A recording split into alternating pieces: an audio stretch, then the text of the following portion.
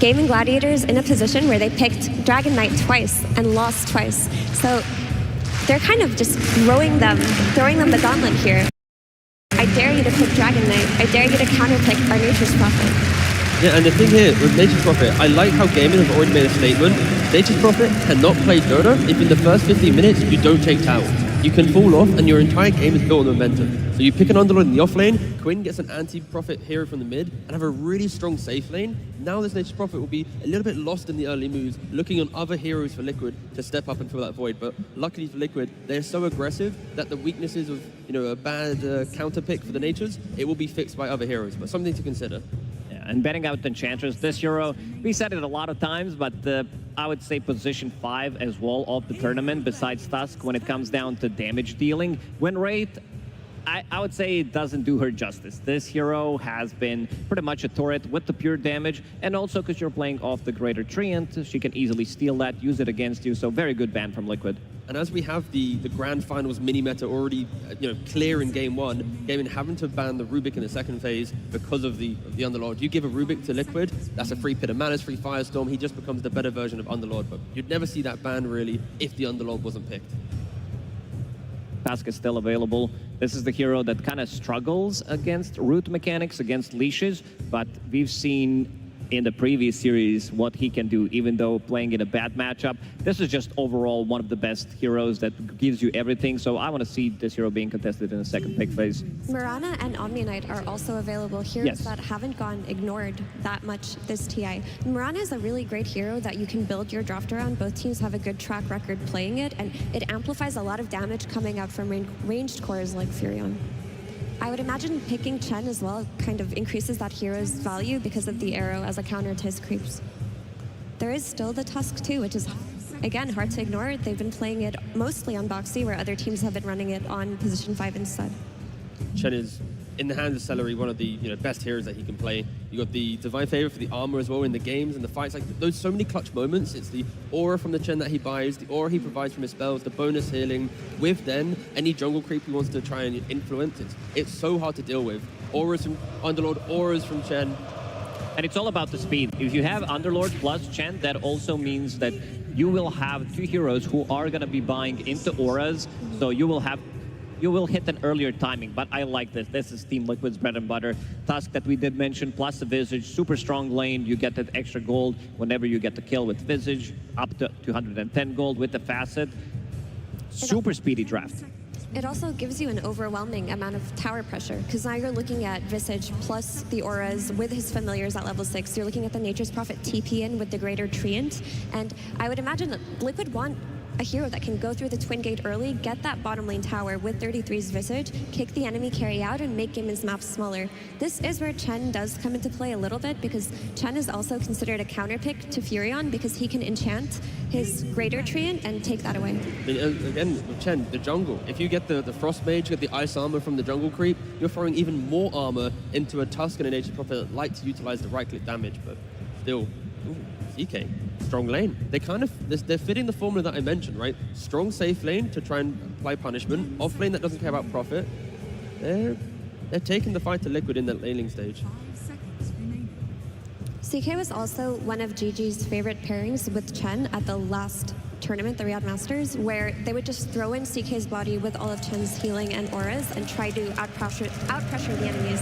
This hero did fall out of they're so cute. This hero did fall out of meta though because of the meta shifting to the semi-carry range players, but I think within this draft still does a great job. Yeah, and they've not played CK so far at the International, but again, we know that they play it throughout the year, so it shouldn't be a shock to Liquid. I want to see which facet he's going to go for. Phantasmagoria, it does give you damage reduction on CK illusions, but Irrationality, that's the one that has been buffed. You can apply Break, Disarm, or Silence for a 50% of the base debuff duration. So it could be really nice against Visage. This Batrider also very nice against Visage, especially in that early game. You want to kill Visage where he's most susceptible, which is the laning stage. If he has heroes that can go on him, that can reposition him, then that's where you can threaten him the most before he gets his familiars up early, before he starts taking your towers early. So I would hope that this Batrider is being played on Tofu, that he's going to go through the gates and try to get 1 or 2 kills at least on Visage. Now you see the mid lane, the undefeated puck from Nisha coming in to punish the lack of lockdown. The Bat Rider and the Chen, if this is your support duo, it's really difficult for them to ever kill off the puck. Same thing, like Underlord with a root, it's nice, but it's not enough. You always need that +1. Remove Monkey on side of Liquid. This hero is still a bit... Oh, never mind. He's banned. He's banned. This is one of the worst matchups for pucks. We've seen Gaimin Gladiators kind of own the map 7-8 minutes in. Yeah, I think Quinn in one of those games was godlike. I think I would like to see Quinn get maybe Earthshaker. I was about to say. I want like a little bit of instant stun. Again, DK, it is available, but that was like the old school. The new school is going for Earthshaker. Instant stun, there's going to be, again, not a lot of treants because it's the only single tree, but with the birds, the tree, the grouping, the natural objective pressure Liquid applies, you're going to have opportunities because Underlord will soak the initiation to get good jumps. The Omni Knight ban would have been such a great hero for Liquid, especially with this Bat Rider coming out. The need to counter the lasso to make sure your carry Nature's Prophet isn't getting jumped on early on, it gets taken out. Another potential save support that Liquid could run versus the Bat Rider is Oracle. It is a hero that they enjoy. This is going to be sustained. These fights, nobody's going to die instantly. So many saves coming out from, you know, just Underlord with his auras, buying Chen with his ulti. Everybody has some kind of a lifesteal as well. I don't see any Shiva's buyer or Scotty buyers yet on side of Liquid. Interesting. Gaming opt to ban the Clockwork instead of the Treant Protector. I think Liquid, Treant Protector, living armor against the CK, the overgrowth to kind of secure some additional team fight to ensure your lane goes well for the Nature's Prophet. Could have been pretty cool, but again, Clockwork, a little bit more aggressive for the mid game at least potentially, but yeah, I'm expecting Treant from Liquid here. Gaimin at the moment maybe realizing that Team Liquid can't really commit that hard. They don't really have a strong initiator like Clockwork would be if they got their hands on it. And Liquid ban out the sniper, and they got the double saving support with Shadow Demon. Still last pick for them. They do. Shadow Demon also functions as an excellent save versus both the Bat Rider Lasso and the CK Stun. You just disrupt the target he goes on, you just build those stacks up for your Visage in that triangle so that he could hit his timings faster, and it gives you the ability to set up on the map for the Nature's Prophet TP, which is very important. That is what Furion wants to play with, aggressive side lanes so that he can take advantage of his global presence early on. I also, the one thing to add, Shadow Demon against CK, against his innate ability, whenever CK creates an illusion, there's a 50% chance, and their chance also applies to Shadow Demon. So if he uses Disruption, he could create more illusions out of CK. It just helps against the aura as well. When Liquid want to push early on, one cheap aura from the Underlord is now mitigated. When you go on a hero, Shadow Demon can get rid of any of the buffs. So yeah, it helps Liquid secure their first Roshan, get that Aegis, and push forward in 20 minutes. That's what the SD is going to secure. But they had a minute of reserve time for Gaming on this last pick. They now pick up the hero, and they go for a Ricky. Ooh, finally! Everybody, everybody was playing this hero coming into TI, road to TI. Every single mid player had 7+ games on Ricky. What makes this hero super strong is now with his facet, you get 4.5 extra agi, so you're kind of one-shotting the creep wave, and also with your shard, you don't allow Shadow Demon nor Tusk to be able to get their saves off. And not just that, the facet makes it so you're not just one-shotting creep waves, but the jungle, you clear that so fast because Ricky's abilities are low cooldown. But the biggest factor for Ricky here is his silence, his smoke. He's going to use this to try to kill the puck early game with the diffusal plus smoke cloud plus +1 rotation from his team. Puck should always be dead. Also, when you've got 2 save supports, T, like Tusk and Shadow Demon, you need backline control like Ricky provides. And you can't target when you're in the smoke screen if you get the shard. And on top of that, you're going to force Nisha to have to think about a 4-staff or a BKB on the puck. That just sounds awful because every puck player, they want to go for all the damage, the Witch Blades, the Blink, the Kaya, everything other than save. And now he has to think about it. So yeah, Ricky pick, pretty niche. I like it. A lot of cool options. And yeah, nice, refreshing draft. Gaming bringing out, 2 heroes that we didn't see so far at TI in game 1 of the Grand Finals. I love it. I am very curious to see how this first game is going to play out. I am also very curious to hear some words from Coach Blitz, who's on the stage. Thank you very much, Blitz. Welcome to Grand Finals with Team Liquid, where it seems like Gaimin, they still have tricks up their sleeve. Quinn, last pick, Ricky mid. What do you think about it? I mean, he's a rat. He only plays these cheese heroes that require 0 skill. He's afraid of playing Nisha straight up 1v1, so he's gonna do some stuff like this all the time. I understand it. It's all good. I'd do the same if I was playing Nisha.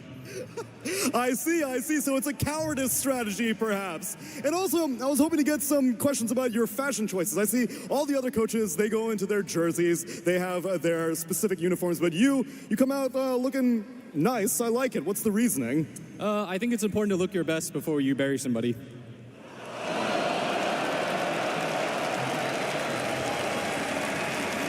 Well, I guess the funeral dirge shall begin. Game number 1 to our casters. Good luck, Blitz.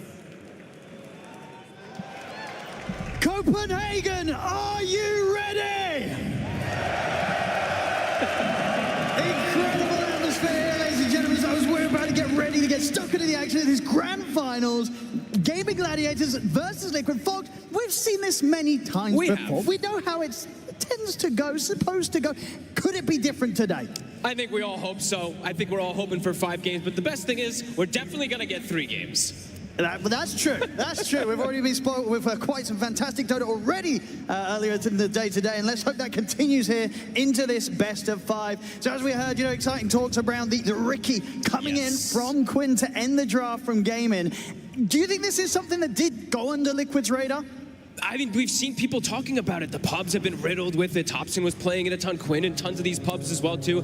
There's just a lot of heroes that you have to think about, and it is grand final, so this becomes its own mini meta. So things are gonna come out that you maybe didn't expect fully, but we'll see if it ends up working, because you can tell why they wanted it. Panel talked about it, the anti-saves, the silence versus the puck and stuff like that. So, yeah, let's see what ends up going down and how these matchups end up going. I haven't seen a Ricky versus puck matchup in a long, long time, if not ever. It's going to be exciting to see what Quinn can pull off, especially as we saw in some of the replays earlier being shown from Nisha this tournament on his puck. He has had some insane showings. Let's see if he's going to be on the way to get some more of those rampages that we know he's able to pull out on this hero. Overall, though, do you have a preference with the style that either of the teams have decided to pull out here in this first game of the best of 5?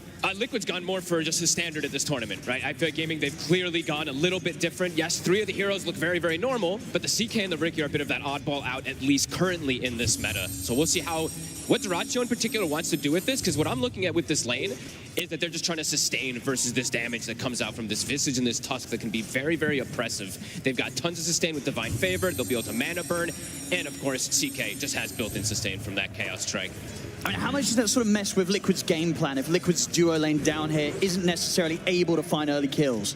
I probably messes with it a decent amount because that's the way they've played with 33, just looking for constant kills, but Liquid is not afraid to break 33 out of this lane. I've seen him roaming at like the 6-minute mark as this Visage, and it ends up working out a lot of times, so it's all gonna come down if they can get those type of trade kills or not. It feels like it could be difficult for them to pressure this lane down bottom, but they are taking care of that Satyr, so that's the second time now Celery has put the Satyr, the one that burns the mana, the Mind Steal, I believe it's called, and it killed it twice, so that's actually huge because it reduces that mana. Also, it gives that extra mana to Duracio too, so it's good that they're able to clear that one out to at least try to apply some pressure onto this CK. Mid lane, Quinn is giving it to Nisha. He certainly is getting a fair few denies, and of course already in this Ricky versus Puck matchup. Now in with the trick of the trade, he's going to find the first blood. Well, I said, I don't know if Liquid expected this Ricky to come out, and I don't know if Nisha was prepared to play this matchup, or at least expected something like that to come out from him. Quinn just jumps in and kills him off first. After already decimating in the laning phase too, the first 2-3 waves, 10 and 4 on this Ricky. You heard it from Blitz. Quinn likes to play these little bit of cheesy heroes in a way, but this one, at least in the first few waves, it's gonna be great. And you can see, we talked about the reasons why they want it later on. So if he's off to a good start, can be a very dangerous hero. Absolutely, he's going to be just such a nuisance for every single one of Liquid's heroes if Quinn does start to ball out of control. Honestly, all of them, a lot of them do really suffer. What do you do? Yeah, what do you do? There's Ricky sneaking around, jumping on top of you, slamming down a smoke screen and killing you off with this incredible amount of damage with the tricks of trade. Quinn gets his first item at a quick timing. Liquid, they've got some serious problems they're going to have to start answering. Absolutely, but they do have strong lane up top in particular. Mickey, they do have great ways to rotate around the map and pressure everywhere too, so should be able to react. It's just, if he's able to sneak into these back lines, it's going to disrupt a lot of these potential saves that come out either from Boxy and from Insania. Looking at the top lane so far, Mickey's farm, perfectly fine. Obviously, Gaimin Gladiators getting the Ace Underlord in. We saw how incredible Ace is on this hero and just how much this hero offers, right? In that crazy game we had earlier, this can absolutely be the hero that it's that crucial part to just get you the win, get on top of the Ancient, end the game. There's so much you can do with it, and Ace, he knows how to do everything with it. Yeah, it matches mobility as well, too, which is really, really nice versus something like Nature's Prophet when the game starts getting to these type of moves that are happening all over the map. So, yeah, it's definitely, obviously, their bread and butter, and they've moved up that priority so much, just first picking it now. And they're not afraid to do so whatsoever. On the other side of the map, Dracho still continuing to have very little pressure applied to him because of the nature of the setup that Gaimin Gladiators went with this duo lane is definitely playing out, as you'd imagine, just consistently staying at full HP and finding opportunities to get a little bit aggressive themselves. They're in on the 33. Going to try and hide in the trees. Another nuke. Going to be the block off there from Boxy. He's able to present himself, make sure the Celery and Dresho cannot continue to chase. Maybe if they can turn and try and take down Celery in return, another Solar Subject comes in. It's enough burst. Liquid. Nicely done, Boxy. Giving it to Duracho, too. Able to bait Gaimin Gladiators in there deep enough and turn around. You can never underestimate the damage coming out when these few fully charged Soul Assumptions come flying back at you. Or how much Drinking Buddies just does in general, right? Boxy just giving them that mobility, being able to turn that fight beautifully. And they killed the creep. That's the important thing, too. We saw it again. I think they've killed 4 of them or something like that. And that one was the Harpy Stormcrafter that they were able to bring down while the chase was coming out as well. So very good identification of making sure those creeps just don't bully them out. But mid continues to be a big problem. Quinn, 23 and 10 to the 16 and 2. It really does. It's going to be one of those sort of situations where I feel like Niche is going to really be keeping his eyes open for big opportunities on the side lanes once he hits the 6. To see if there's heroes who can team up and help him out, or maybe even some sort of early potential from Mickey to come in with a teleport and maybe a support rotation. Probably looking around that 6-minute power ring timing to try and catch Quinn out. No, absolutely. And I would imagine like the combos that they can do with the coil plus the Wrath of Nature, they might want to give Mickey just extra levels up here. So I want to see Insanio maybe play just further on the side, just get that 6 very early on so that Nisha can make that first move with that extra big bonus damage. And Mickey's actually making a potential move. He's canceling a few times. Bottom lane. He's getting gun on top. Mickey. They're going in with a dive on towards Duracho. The Solar Subject burst come in, they take him out. Celery's got to get a trade. Same time, indeed, on that top lane, losing Mickey. So whilst the aggression came out from Liquid first down bottom, overall, they're the ones to lose 2 heroes, top and bottom lanes. Mickey started TPing right in front of them, so they just put the pin on him and committed onto him. So it's a little bit of an overzealous move that he tried to join down bottom and will get punished immediately from Ace and from Tofu. Yeah, rare mistake from Mickey on his Prophet. It's something that can happen, I guess, when you're watching the minimap, looking elsewhere, and not being too careful with the position that you're actually leaving your actual unit in. Mickey, it's got to be more careful against these 2 top. And overall, I would say for Mickey, it is the first pick hero this game, and it does feel like it does have a lot of counters in particular. We saw it struggle a couple times on this main stage as well. So we'll see how Mickey can endure. Just these heroes getting on top of him early. Boxy trying to bring Nisha over to help them close the gap on towards Quinn. They come in with a TP from Mickey. This is the move you expect to see here at the 6-minute. Trying to punish the Ricky. Quinn, he'll jump over to the creep wave. The Soul Assumption will be dodged with that movement, but the snowball connects. They bring Quinn down. It takes a lot. It takes, what, 2 sentries, a dust, and a commitment from the Nature's Prophet. That is a lot to get this Ricky down, but a move that maybe was necessary to slow him down. On top lane, Nisha come in with a rotation, see if they can pick something more out of this early action, Liquid. Face down on towards Tofu, but indeed with the orb missing, Tofu's going to opt for the TP out. There's nothing to stop it. So Liquid, they won't find anything more. Just trying to get involved, though, as much as possible. Get these early moves to just slow down the Ricky, who's having that amazing start. But yeah, a lot committed. Literally 2 sentries plus a dust plus an extra rotation. And now Celery, he's felt the option to be able to actually move top and potentially play around Ace here. And Ace, pretty terrifying already, of course, as the Underlord. We've seen so many times when he's on this hero, once he gets the ball rolling, it definitely becomes this lane, this area that the opponents just don't really want to go to. And if they do, it just takes so much to try and slow down an Underlord when he's really hit his stride. Yeah, and it's a standard Gaimin Gladiators kind of draft, right? These auras are going to come, and they're going to come quick. So if you start losing these towers too early, those auras will come even faster, especially that pipe in particular for Ace that will come out, which is going to be pretty crucial, honestly. Like, the damage from Liquid in the early game is pretty much all magical, besides that Visage plus the Drinking Buddies. Dire's top tower is under attack. Heavy pressure being applied that at the moment isn't being matched quite yet by Liquid, yet to do that much damage at all to the safe lane tier 1 of Gaimin Gladiators. The nice thing, though, is that 33's actually just been able to sit bottom. He's top net worth on this Visage. We've seen a couple of times this hero can get ganked and pushed out of lane a little. Celery, nice grab there, takes over the Hellbear Smasher, gets a clapping on towards Insania. Tofu's in on top of him. Gaimin Gladiators completely taking over Liquid's jungle. This top half of the map, not a safe place for Liquid to be. Over in the river, they've got the Dream Core. Mika comes in with the TP. Quinn did get the smoke screen down in time, and it's definitely helping him out, but is it enough to allow him to jump away? Tricks of the trade there. Blink strike out to the side. He's able to get out, and he's able to get a regen rune as well. Liquid, they're desperately trying to find Quinn in the mid. Last time they succeeded. This time, they don't get him fogged. Oh, and he gets our regen too. They committed 4 heroes plus another Dust just trying to bring him down. They're really just trying to get rid of this rat.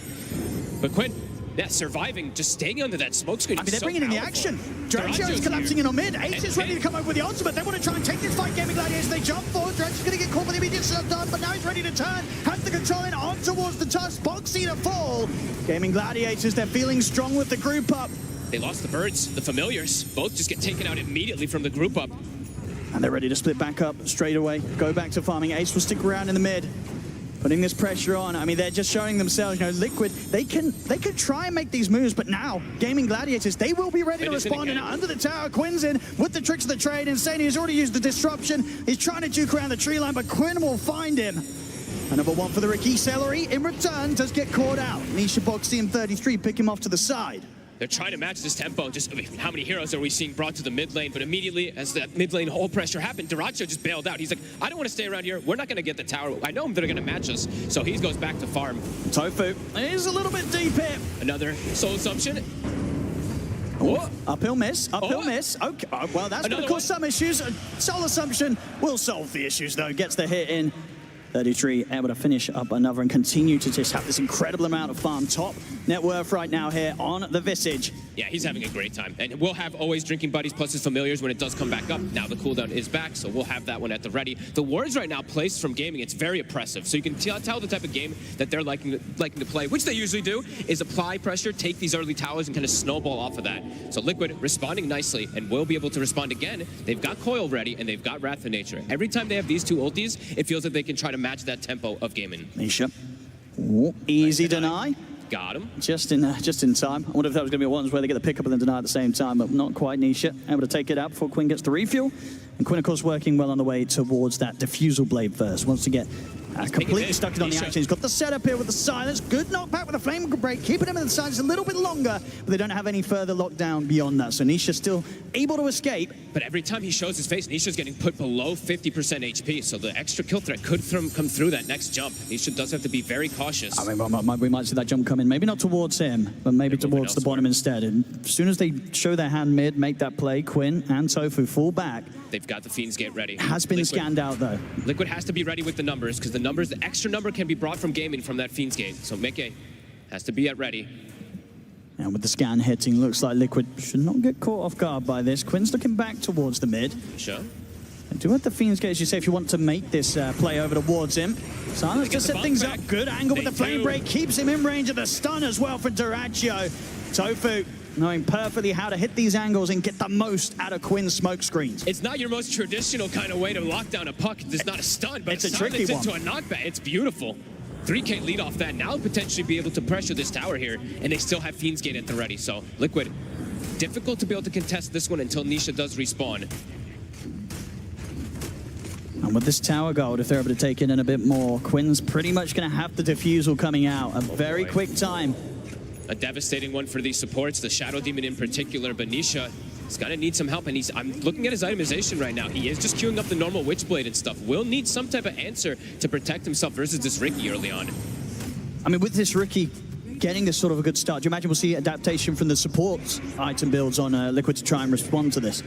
Probably. I mean, you're going to need to just all queue 4 steps in particular. You know, you're playing versus Ricky. The shard's going to be devastating at some point. Behind the tower, Duracho. It's pretty deep here, but he's got backup from Ace. Comes in with the Fiend's Gate. Gaimin Gladiators, they've got the numbers, but so has Liquid as well. 33 looking to push back Celery here with the Soul Assumptions. Duracho turns, gets the stun, but the disruption save will be there. Nisha buying him some time, but the smoke screen persists. He'll get the orb off, jump out of the side, holds them back with the Dream Core, but the flame break hits. The final rank things come through. Tofu able to take Nisha down.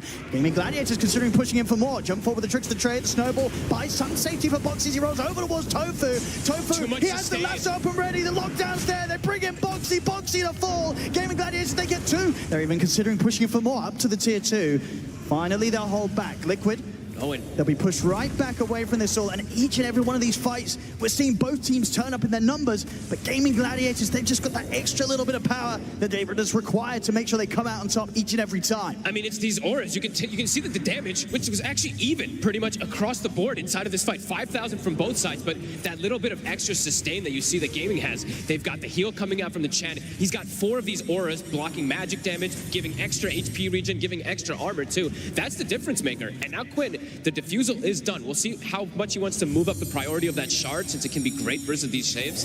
But right now, Gaimin, they're starting to get that ball rolling that we've seen them really take over games with. And it doesn't feel like they're really going to slow down at all. Not at all, especially if Quinn gets away with this, going straight for the Ags after the defusal.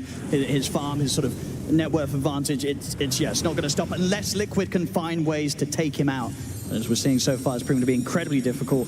And yeah, with the addition of Ace now having the Crimson Guard, things are really coming together for Gaimin Gladiators in the way you can only imagine they plan for when they look to try and strike hard at Liquid in this game 1 with this first draft. And especially with like a Ricky pick, you know, their idea, and I think a good idea versus Liquid would be shut down Nisha in a lot of these games. That is exactly what they've done so far. And difficult to see how Nisha can be protected unless they fully play around him, but he needs this protection. He cannot go down at the start of the fight. They need multiple different orbs, multiple different silences to come in.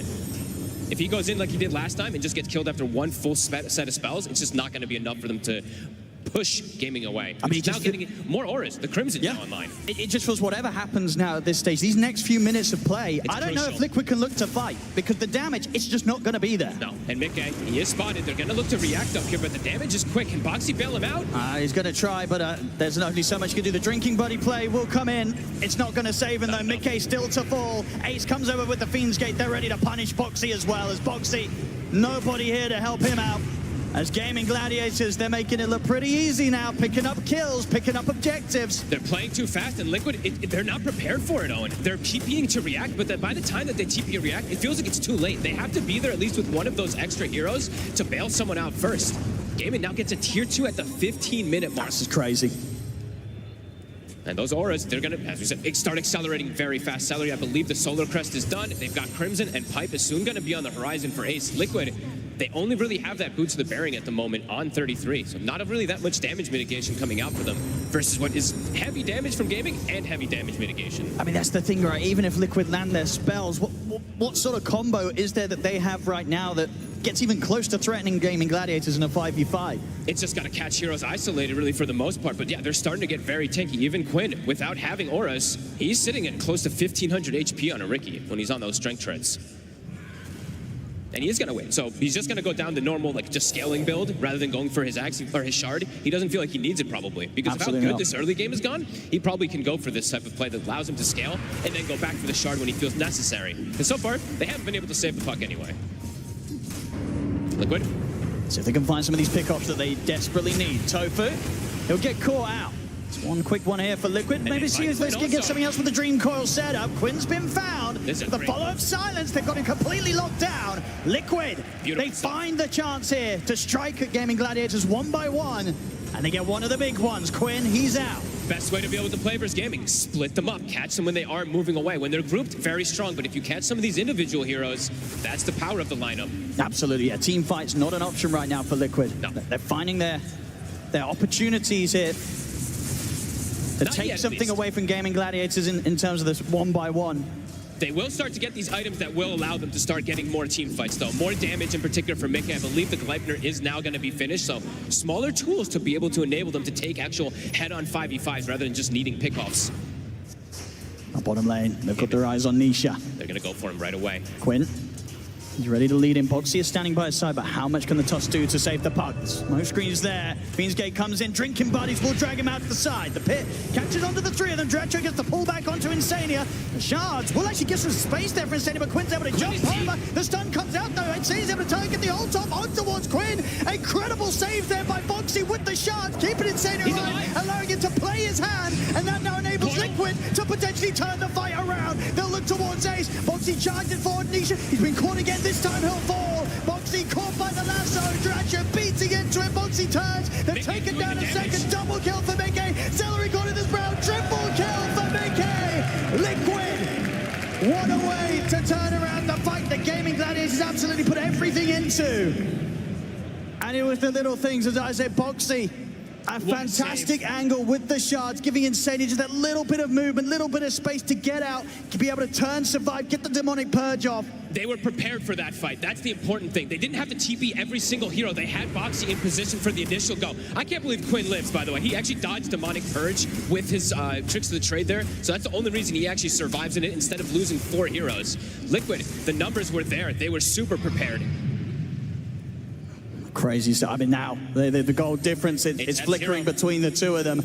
The exact fight that Liquid needed to find to take away that lead. Gaimin Gladiators was starting to build. It's so much gold that they can get if they're able to just get Mickey getting to this turret kind of position, and 33 able to just shoot, what, 5, 6 soul assumptions? So he got a ton of bonus gold as well. And they brought it down to even. And now starting to accrue these items, these auras, and these items to protect the supports. Now they're ready to go. They're not scared of a team fight no more, Liquid, after that. Quinn is scouting them to dust. Straight into the high ground. A little awkward here now. Gaimin Gladiators is looking back at them. He's got a lasso in 2 seconds here. Tofu's tempted to go see if he can get any sort of catch. Off to the side of the Fiend's Gate. It's coming in. Duracho. Just completely caught alone there. It looks like some sort of attempt there for Gaimin Gladiators to try and pincer in Liquid, but Liquid just ends up catching Duracho alone. There's nobody by his side. A Fiend's Gate was laid down, but they weren't going to be able to get to him in time to help out. They're still looking for the fight. Ace actually goes through this portal. Oh. Ace? All right, he's pretty tanky. I mean, but they might find the setup here if Boxy can get the angle. See how much they want to try and chase for this Liquid. Ace into the trees. Shards will find him.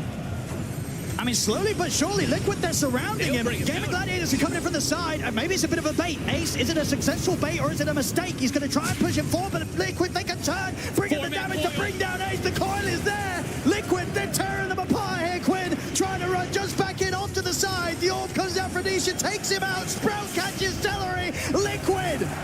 They're just winning all these fights now. They've really got these items. They've got the entire group up, and now this tower is in trouble. They've got a glyph. Beautiful fights coming out. Boxy in particular tanking up, being able to get these beautiful shards to start it off. And honestly, Ace, he kind of just delivered himself a little bit there. I mean, that's why I felt that maybe this was going to be like a calculated bait by him. But yeah, going through the gate, Liquid, they just turn, chase him down. And at the end of the day, he only ends up baiting his own team into a fight that goes horrifically. And look at another aura, full Shivas for 33. Massive to be able to counteract a lot of this healing, but also just be able to stop these heroes from kind of bursting him down at all. He's 7-0-7 on this Visage now. I see it again, as you say, now Boxy knowing exactly where to find Ace in the tree line. Gaimin Gladiators, they really try and rally around their Underlord at this point, but at that stage, he's too low. The coil catches literally everybody all clumped up. Nisha, he's made the full recovery from that early game. It's a distant memory now. And he does have his defensive Force Staff. They have the Ghost Scepter on the Shadow Demons. They've got the answers now to be able to protect themselves versus this Ricky, who now has just died a couple times in a row. A smile's coming out there from Nisha. It's got to feel pretty good having the impact that he's having now in these fights after such a tough start off the back of the laning stage. Needs to calm down a bit again. Gaimin Gladiators, they claim their Tormentor. They're playing to their strength, though, and it is daytime, so that Roche potentially an option here for Liquid if they want to group up and go for it now that they have this great way to team fight, great way to keep these lanes in an aggressive position, too. Gaimin has to be careful about these next few moments. They cannot make another mistake like that versus Liquid, or it's going to be difficult to recover. Absolutely. They literally hand-deliver Duracho in that fight and also Ape afterwards. They're going to go for this Roche, and it's tough to contest this one. Not going to make it in time. Smoke coming out from Gaimin Gladiators. They're going to look to try and swing across towards the mid, but indeed with the movements from Nisha over towards Roshan and the rest of his team, unlikely that they actually get a catch here. They could look to continue to swing down and maybe try and fight post-ages, but that would be a risky call to make. Yeah, especially at this point now that Duracho is not nearly as farmed as this Nature's Prophet, and Mickey is massive. 4,000 difference between him and that CK. That's sort of the cleanup that he's been enabled to have in the last few fights has massively propelled him ahead. Absolutely. And also, I mean, Quinn, he does have his Aghanims finished, but that shard has been delayed a lot. We saw a couple of saves come out that he maybe could have gone down the route of going for it, so Could maybe have been an error that he wanted to go for this type of scaling rather than just being able to match the pressure of Liquid, not having that shard to stop these saves. And Liquid now, with this momentum, they're onto high ground. These towers drop very fast. There's no glyph. Well, let's see how much they can push it. They've got the Aegis ready, of course, and Mickey's ready to frontline. Gladiators, they have got lasso potential to try and punish overextensions. Tier 3's gone. I mean, oh, and who used the glyph there? Oh. That tower is just gone. They don't have it for these racks. There's the Dream Coil from Nisha. Okay, you've got to only imagine the Liquid want to try and go for more. Mickey is actually going to back off and start dealing with the top, but of course teleportation will be at the ready if they want to go for round 2 here on the bottom lane. They can always look to re-go. Gaimin has to be careful how far they step out here. The Orchid is ready on Dyrachyo for that extra catch for Nisha.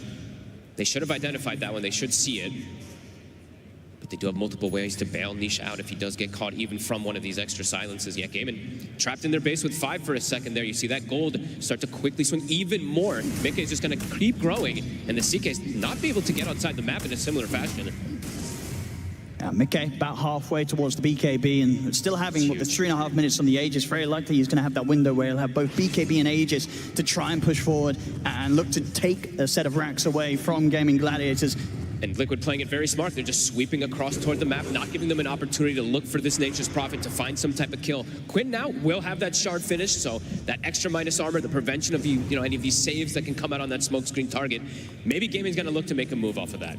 If they can lasso somebody, catch them inside of that one, they could get some type of these kills if they find Liquid a bit split up here.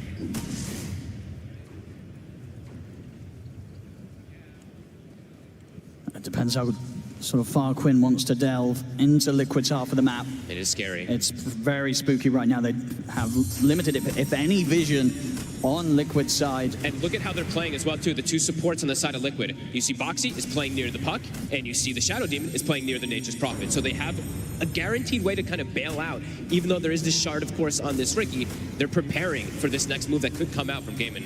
I mean, with the D-Ward occurring, Liquid definitely going to expect that there could be a high chance that Gaimin Gladiators are looking for something around this area.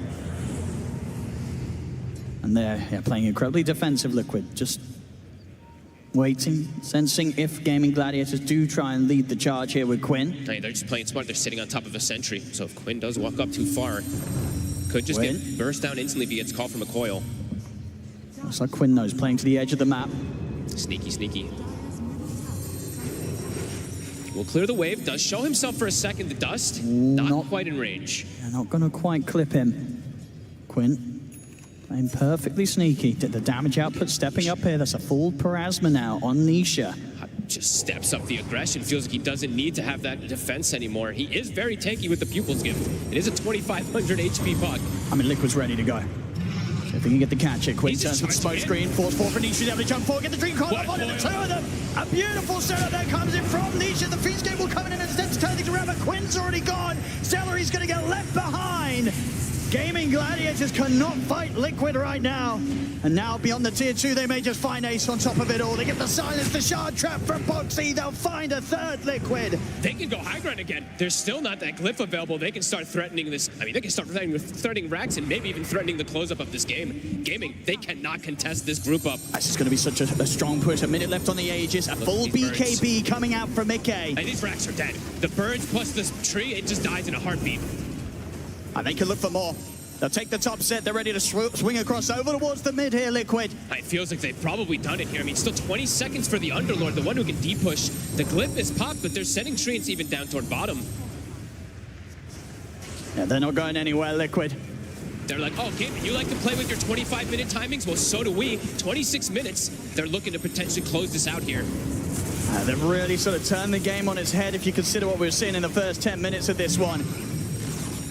Liquid hitting back harder than ever here. Dyrachyo's going to try and start some action, but the BKB comes down for 33. Illusions will remain on 33, and they have the lasso as well, dragging in the Visage. 33, is there going to be any sort of save for him? There is not. 33 will fall. Can they chase for more? They need more Gaimin Gladiators. Oh, nice shards trapping Dyrachyo. See what they can find, but Ace is caught in the Sprout, trying to get out of it. The bottom Persian's down, upon him, Boxy comes in with a punch-up. The Dream Coil catching them all. Ace, he's out, has the buyback available if he wants to consider it. Gaimin Gladiators trying to find Boxy in return, jump forward from Quinn, but he's caught by the silence. He's trying to get away from Mickey, but the right clicks from Mickey, and Nisha too much. Quinn goes down. They tried to chase to get some kills, but Dyrachyo was stuck in shards for the entire duration for it. While Ace was going down, he couldn't help his buddy. Liquid continue to play strong. Nisha. The silence, but Nisha's trusting in Insania. Insania, he'll have to save or the offensive disruption when needed. Gives Nisha the chance to continue to play and live. He all comes in. In fact, Nisha, he jumps in. He's got no fear right now. Mickey steps forward, gets the drag back here. Derecho, as he turns towards Mickey, going to catch on to Mickey. Mickey's getting torn apart by the illusion. Mickey's dead. Derecho will fall in return. Nisha. The buyback's going to come out from Quinn. Gaimin Gladiators and Quinn, he knows he's got to look for whatever chance he can to punish back on the Liquid. Tries to make the jump over the horses, but Mickey also in with the buyback. The smoke screen's down. Quinn, he bought back for this. He's out for 75 seconds. They're looking to end it, Owen. The buyback from Mickey and Quinn's gone. This is likely Megas. Can Ace hold on to it? They've got a buyback from Derecho. Liquid, will they respect that? I mean, that's the question. How confident do Liquid play? Yes, they know there's no Quinn for a minute. It's 5v4. How much can they take? Liquid. Tofu waiting in the wings, looking for a lasso target. Still being very careful indeed, respecting the catch from Bat. This is tough because the double saves. Mickey, he's at the ready. His BKB's up in 4 seconds. It's the mid-rack's gone. Liquid. Final set. They'll tick off another objective, and they're ready to keep it going. 30 seconds, they know there's no Quinn. It dies so fast. They gotta look to go on the side of Gaimin. They can't just watch these racks go to Megas. Tofu is gonna try with the grab, but the disruption comes in immediately. They try desperately. Gaimin Gladiators here to fight for this fight. The hand of gold comes down, but it won't save Ace. Ace, he's out. He has buyback available. Derecho tries to sneak back to the safety of the fountain. He'll get back. But the racks are gone. Liquid have claimed the Mega Creeps. 29 minutes Megas. Good luck coming back from that one versus this type of lineup. And I don't think Liquid's going to look to get out of the base. They still got 30 seconds to keep the push going. They know that they can get so much done They here. call it. Oh, they do. GG is called. Liquid. I mean, what a phenomenal game one. Considering what happened in the opening moments and in some of those lanes. When they started to turn it, Liquid, there was no looking back, folks. I think they really started to identify quite quickly, I mean, it was pretty much all around that bottom fight, that they needed to just have the numbers at the ready. When they started TP reacting with multiple heroes, that's when it was a bit of a problem, because Gaimin was getting these number advantages. But that time, they had Boxy. You see the man on your screen right there? I gotta say, yeah. The Drinking Buddies pulls, resets the fight, and then the dive. You can see Gaimin trying to push forward for it, but multiple different saves coming out from him with the snowballs, Drinking Buddies, shards, etc. That was beautiful for Liquid. Hey, incredible stuff across the board. Boxy and Insania with the saves. In a game against a Ricky that was getting kind of out of control those opening minutes, it didn't matter. They still found the chance to get these incredible saves occurring. The damage out from 33 and Mickey and Nisha making quite the comeback story that game on his puck. What a game one. Liquid, they'll take the first of this best of 5. Game one of this best of 5 goes the way of Team Liquid. A lot to break down with this one. And I want to start with the double support duo coming out from Team Liquid, T-Gov. It was a stellar performance. No, just the moves that are making the saves. Again, Shadow Demon, he is one of the supports of the tournaments, right? If you have the positioning, you keep finding the save, you push them forward. But Liquid in this game, it was incredible. They're under so much pressure, a couple key fights to turn around, and they just, obliterated Gaimin so quickly. It feels like it was like one tier 1 fight into there is no map for Gaimin to play. I mean, Gaimin played a really incredible early game. I love to see the hyper-aggression coming out of both teams. They really took advantage of their defusal, Ricky timing, hunting for Furion deep in the jungle, killing Puck a few times over and over again. But this fight here is where this game was entirely different. And we saw the power of Tusk here. He actually tag team pulled out Nisha's Puck from that smoke cloud, making it so that he was alive for long enough to cast the coil later on here, which is where they got the turnaround fight. And then we just saw all of the damage coming out through Visage's Soul Assumption, through Mickey on his Nature's Prophet, who was joining every single fight as early as he could. It was just beautifully played. They needed all the auras early on so they can take the fights.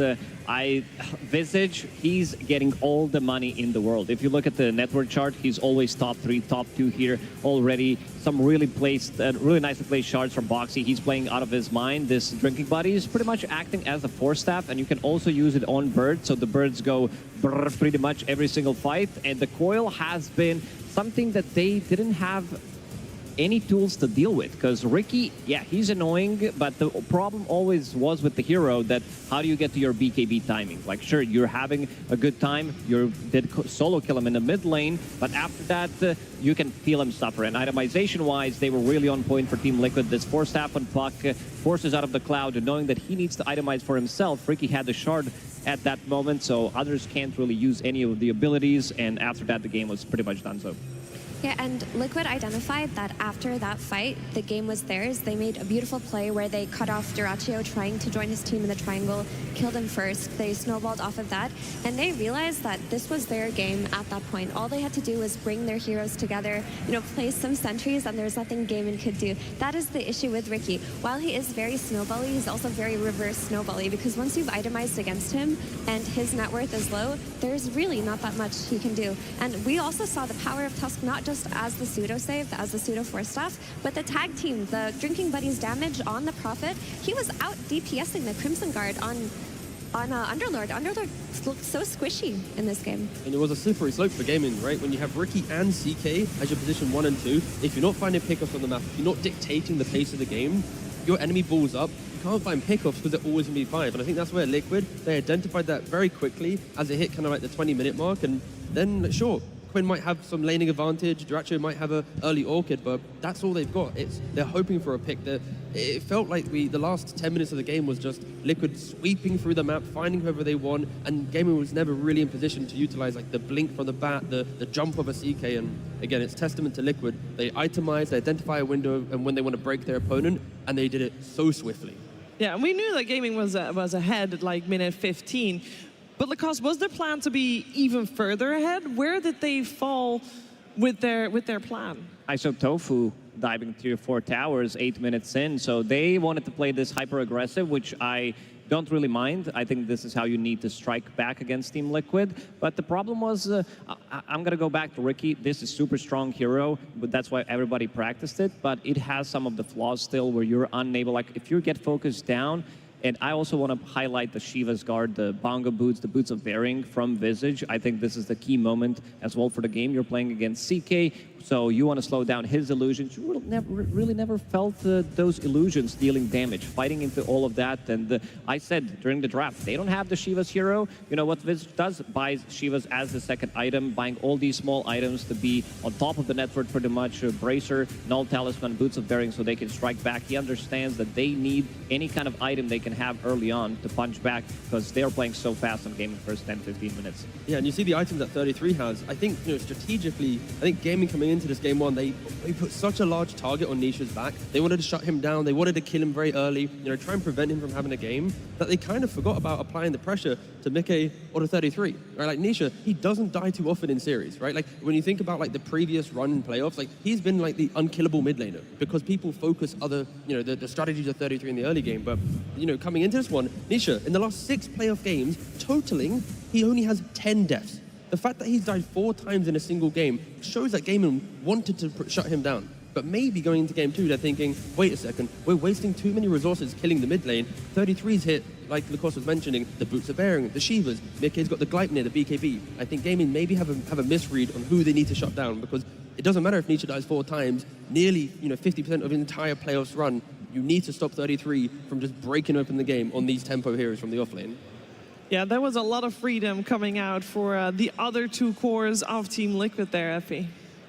There was, but there was pressure on them, because once Ricky got that defusal, we saw them scouting for Nature's Prophet in the jungle. We saw him getting lassoed a few times. We saw Quinn on that Ricky hunting anyone he could see, no longer focusing on just the puck. The issue with Gaimin is that Ricky kind of tied their entire draft together in the sense that you have this Bat Rider, you have this jump target, this jump hero in CK. If the Shadow Demon on the enemy team or the Tusk are able to cast their spells to save them, your initiation is broken. You have no means to fight back. And once Ricky got to the point where his game was too difficult, there was nobody stopping the 2 saves from the supports. If Ricky kept his dominance, kept jumping the supports, we would have seen a different game. Ricky has pretty much the same issues as we've seen with the Storm Spirit. Once they group up as 5, you don't really have kind of a play in the game. Cloud is super strong. It's a 6-second silence duration at every single level. It gets even better. It got a buff so you can stand inside of the cloud, even if the allies, even if the enemies ranged are attacking you from the inside, you're still going to get the miss chance. So really good spell. The experiment for Ricky probably failed. I don't think we're going to see it again, but it looked really good for the first like 12, 13 minutes of the game. It did, and then it fell off a cliff. That happens sometimes. It's fine. It's just game one of a best-of-5 grand finals. Now, during that game, once Team Liquid got off a couple of good team fights, you could sense that emotions were high and everybody was in great spirits. And I wonder if the comms reflect that. Here. I can TP. I'm TP. Go, go, go. I'm It's a good fight. I'm mapping it. I'm It's a mapping good it. fight. I'm It's a good mapping fight. it. It's a good fight, guys. Just watch me. Watch me. Watch me. Is Carl on Can we save make it? Can we save make it? Yeah, I'm fine, guys. Take the fight, take the fight. What the fuck, they're all I have dying. big flower. I have big flower. Kill also. Ricky. Any silence? Okay, I'm chasing Ricky, chasing I Ricky. think we I'll get the kill Ricky. Chen. I think we get the Ricky. I'm killing Chen with Nish. Chen. Woo! Let me. Yeah. Oh, sorry. Can we go there too? Oh, you gotta love it if Give your him the carry woo, is popping up like that. I think that's very healthy when your carry is making those calls, T, and just basically pops up and keeps the team. I gotta say, going. his name is Mekewu. Woo! You know, gotta hype it up. It's the balance between like the core and the support. You can hear like this, like maybe I don't have anything. It doesn't matter if you have nothing. I'm the core. Go and then Go. Yeah, exactly. I just love hearing the team comms every single time and a little bit of energy as well. Hearing the emotion, the woo, like of course it means so much to them. And that's game one down. Just 2 more to go. 2 more to go for Team Liquid. I love hearing the emotions coming out there as well. I also always love hearing from Purge. Thanks, Shiver. Yeah, I want to look over how the Ricky did in this game. It's very effective against the Puck in the mid lane. Quinn started things off. He's got high damage. Puck has low armor. Any trades that he takes are just going to be advantageous here. So he basically just secures a lot of easy harassment against Nisha as that laning stage continues. And then does a little blink strike. This clip might freeze on me because it's been freezing before, but does a little tricks of the trade, does work. Thank you. That's how he gets the first blood. 1 minute and 54 seconds into the game, super early. And Liquid did a really good job trying to limit what this Ricky can do because the silence against Puck and the high physical damage is so much. They were bringing tons of heroes to almost every single rune fight, but he has really high base armor and there isn't that much magic nuke on the Liquid squad at this stage in the game, so he ends up dodging a lot of these. Here's another gank on Nisha to show just how much pressure was on him. A little salvation outside of the smoke cloud, but he gets pushed back in with the flame break to secure yet another kill. And then they went across the map. This is that other kill that you guys probably saw. Nature's Prophet getting jumped on by just 2 heroes. A relatively clean kill, and once again, Underlord crossing the map. So this is the basic facet of what Gladiators wanted to do this game to end up securing victory, but this team fight was the real big one.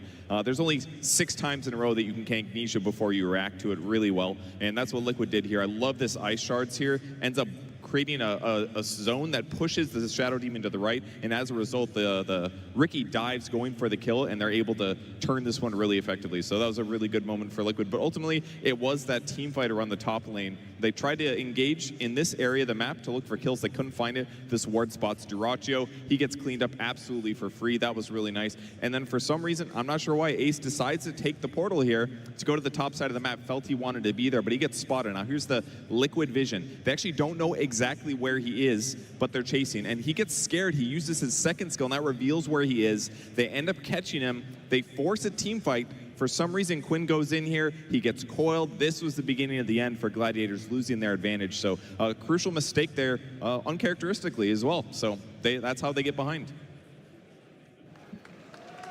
Thank you, Purge. A tiny bit of nerves coming out there from Gaimin Gladiators, the way that those plays were described. I think there's one important thing that this game had that I don't think other games will have. It's time to go back to the drawing board and talk about the draft, because I want to talk about the one point where I thought, in my humble opinion, where things went a little bit awry, and I would love to have an explanation. Lacoste, Rubik.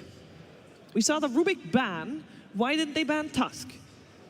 Because they wanted to pick Underlord. It's one of the worst matchups when it comes down to heroes. You can solo win the game. You steal Pit of Malice, you steal Firestorm. These are going to be your 2 best spells. You have better cast range, you have spell amplification on top of that. So very difficult one, but looking for the adjustments in game number 2, this Tusk, too powerful of a hero, especially for Boxy. I know I'm going to sound slightly biased, but Boxy for me has been the best position 4 player in the world for quite some time. He's doing some insane things every single time with the shards. He's always up to something. Never underestimate this guy. He was the hero of that fight at minute 17 where Liquid turned the game around. That was all Tusk and his plays. So I do agree with you, Shiver, that Tusk should be banned out and not given to Team Liquid. Boxy just plays that hero too well, and the flex is still there, even though we mainly see it being played here. I think that if you're putting yourself in a position where you're first picking Underlord, not allowing yourself to not give away Tusk to Liquid, you have to rethink your opener. Don't open with this Underlord if you are still allowing heroes like Shadow Demon and Tusk through, because you also drafted a Batrider. Batrider is completely countered by saves from the enemy supports. I think it also goes down to the CK pick, right? Like, sure, you want to get your CK to kill Visage, but then you're bringing the CK to the mid lane to, you know, contain the puck inside the smoke screen, using the flame break from the Batrider as well. Like, you're doing everything to kill puck, but you didn't ever really kill Visage. He died one time in the game. The fact that 22 minutes, 33 has Boots of Bearing and Shivers, your entire plan of win lanes, tempo pickoff falls apart. So for Gaimin to even have a fight in this best of 5, they need to make sure their safe lane can kill off 33. And don't just run to mid lane and kill off Nisha. That is a recipe to lose, and Gaimin need to identify that and hopefully fix that for the upcoming game. Yeah, so we feel like Gaimin potentially drafted a little bit too one-dimensional, that if indeed the tempo could not continue, which it didn't because Team Liquid put a stop to that, they didn't have anything Lacoste to fall back on in their draft. They were super strong first like 15-ish minutes of the game. If they continued the domination, the lineup would look really good, but they also needed some extra items. They needed, you know, Ricky to have a BKB, which never came down to that. And we see a lot of these lineups that go pretty much all in, where you're strong for like 20 minutes, then you're vulnerable between 25 and 35, maybe 40, that they do fell short. But I wouldn't say there was anything wrong with Gaimin Gladiators lineup. They tried something. It's a BO5. That's a different beast. You want to experiment a little bit more, try to put them in a position where they don't feel too comfortable, especially with this last pick, Ricky. And I think we're going to see more of these picks. Maybe not Ricky, but they've been cooking. They have been cooking. Yes. We should also take a look at how the teams have done against the meta thus far, and why we see these two teams going a little bit beyond what you might have seen over the last 2 weeks. Effie, if we focus on Team Liquid, they have had tremendous success against the heroes that a lot of teams would consider to be the meta heroes. They really have. They've been dominating so much throughout this tournament, so I thought it would be cool if we took a look at the meta heroes that they've beat the most. Mirana, which is the darling from the support role because of the carry flex, they've beat her. She's only beat them 1 time out of 6 games. Dragon Knight, 2 of which were games against Gaimin yesterday. They have beat Dragon Knight 4 times. They beat Timbersaw 4 times. The heroes they've lost to, Kunkka. Kunkka's probably the only hero, when I was looking at all of their stats, that Liquid have struggled against. Yeah, what you're showing here with the graphic is basically Liquid has lost 2 moments where teams survive the Liquid aggression. If Liquid want to go and try and break the map at 20 minutes, if they're running into a brick wall and they mis-execute, that's when the game can get difficult. But the thing here in this matchup, Gaimin likes to play quick. And unless Gaimin want to change their playstyle in a grand finals, we are just going to see 2 teams clashing into each other to see who breaks the map first to then close out the game. Because if you swap the drafts around, Gaimin will do the same thing. They'll win that 1-tier-1 fight, then they'll just break the map and win the game. So I think, at least for Gaimin, if they can just slot in a couple counter-aggression heroes, it might allow them just a bit more, you know, ease of fight. Because, yeah, with this type of draft, it is so volatile. One mis-execution and see ya. Yeah, this is also a best of 5, which is a whole different beast from what the players have played so far, as they are ready to take the stage again. Game number 2 soon being shown on your screens. I'm sure emotions are high, and all the energy that this Royal Arena has to give, both teams will soak up because they need it to go head-to-head against each other. And when we're focusing on this second game, we are focusing on the learning curve, which in a best of 5 is a little bit different than in a best of 3 Lacoste. Do you feel like both of these teams, sometimes you have teams like testing the waters, you know, letting a hero through to see if they can play against it? Absolutely, because you want to have that advantage. You pick something very cheesy in game 1. If it works, they need to make all the adaptation, but you have also other strategies prepared. I would say Team Liquid is in a good hands right now, considering that they only played 5 different heroes from their offlane role and 5 different heroes from their position full role. So that means that they have a lot of stuff prepared. They've been winning most of their games. They played every single series in the upper bracket was a 2-0, so they didn't show, they were never had their backs against the wall. That means that they have a lot of different heroes they can still play, but they're not going to change anything because for now it is working. But that also means that 10 unique heroes from their offlane in Boxy and 33 should make it so that they are easier to focus within a draft. And that really does go back to the supports that Gaimin went through. I think that if you can limit the hero pool of 1 out of the 2 in that offlane duo, you're making the draft and the game much easier on yourself. So, yeah, who are you going to focus on? If you had to choose, pick your poison, T. There's what, 5 types of poison you have to take, but I'd argue maybe because they have such a small pool, you know what's coming every single time, so find safe lane combinations that can at least play into it, right? Like Dyrachyo, he's played, of course, Alchemist, but it's getting banned out. I think like Razor's going to be pretty good for Dyrachyo if you could have pressure in lane. If you push back 33, I just want Celery and Dyrachyo to have kill threat. If kill threat independently is available, that's when the twin gate gets opened up. You then make moves, and I think that's what maybe Gaimin was missing a little bit in that previous game. It could be that they were missing that. We're talking about adaptations being made, and of course it is Gaimin Gladiators that lost that first game, so they will be focused most on making adaptations. And even though Team Liquid won, I do want to focus a little bit on those first 10 minutes because Team Liquid winning, great, but I'm sure they did not like feeling like they did in those first 10 to 15 minutes, Lacoste. I'm sure they're going to try to avoid that. Oh, that's for sure. I mean, they were, what, 7K gold down in the first 11, 12 minutes, so they will try to punch back. A little bit of a misplay. Sometimes it does happen. You know, Nisha solo dying to Ricky, underestimating. I'm not sure if he played as many times this matchup. Casters also talked about it. They didn't see it in a really long time. So sometimes these forgotten heroes, you tend to be surprised by what they can do, especially with the small buffs throughout the last couple of months that did happen. I think that's a hero that they will think about for sure, especially if they get Nisha that puck in this game too. I would not be surprised at all to see Ricky banned out in that final phase, because even though Gaimin did lose, they showed their hand there. Like, that was an incredibly dominant first 15 minutes. In For Liquid, they just did a great job at bouncing back.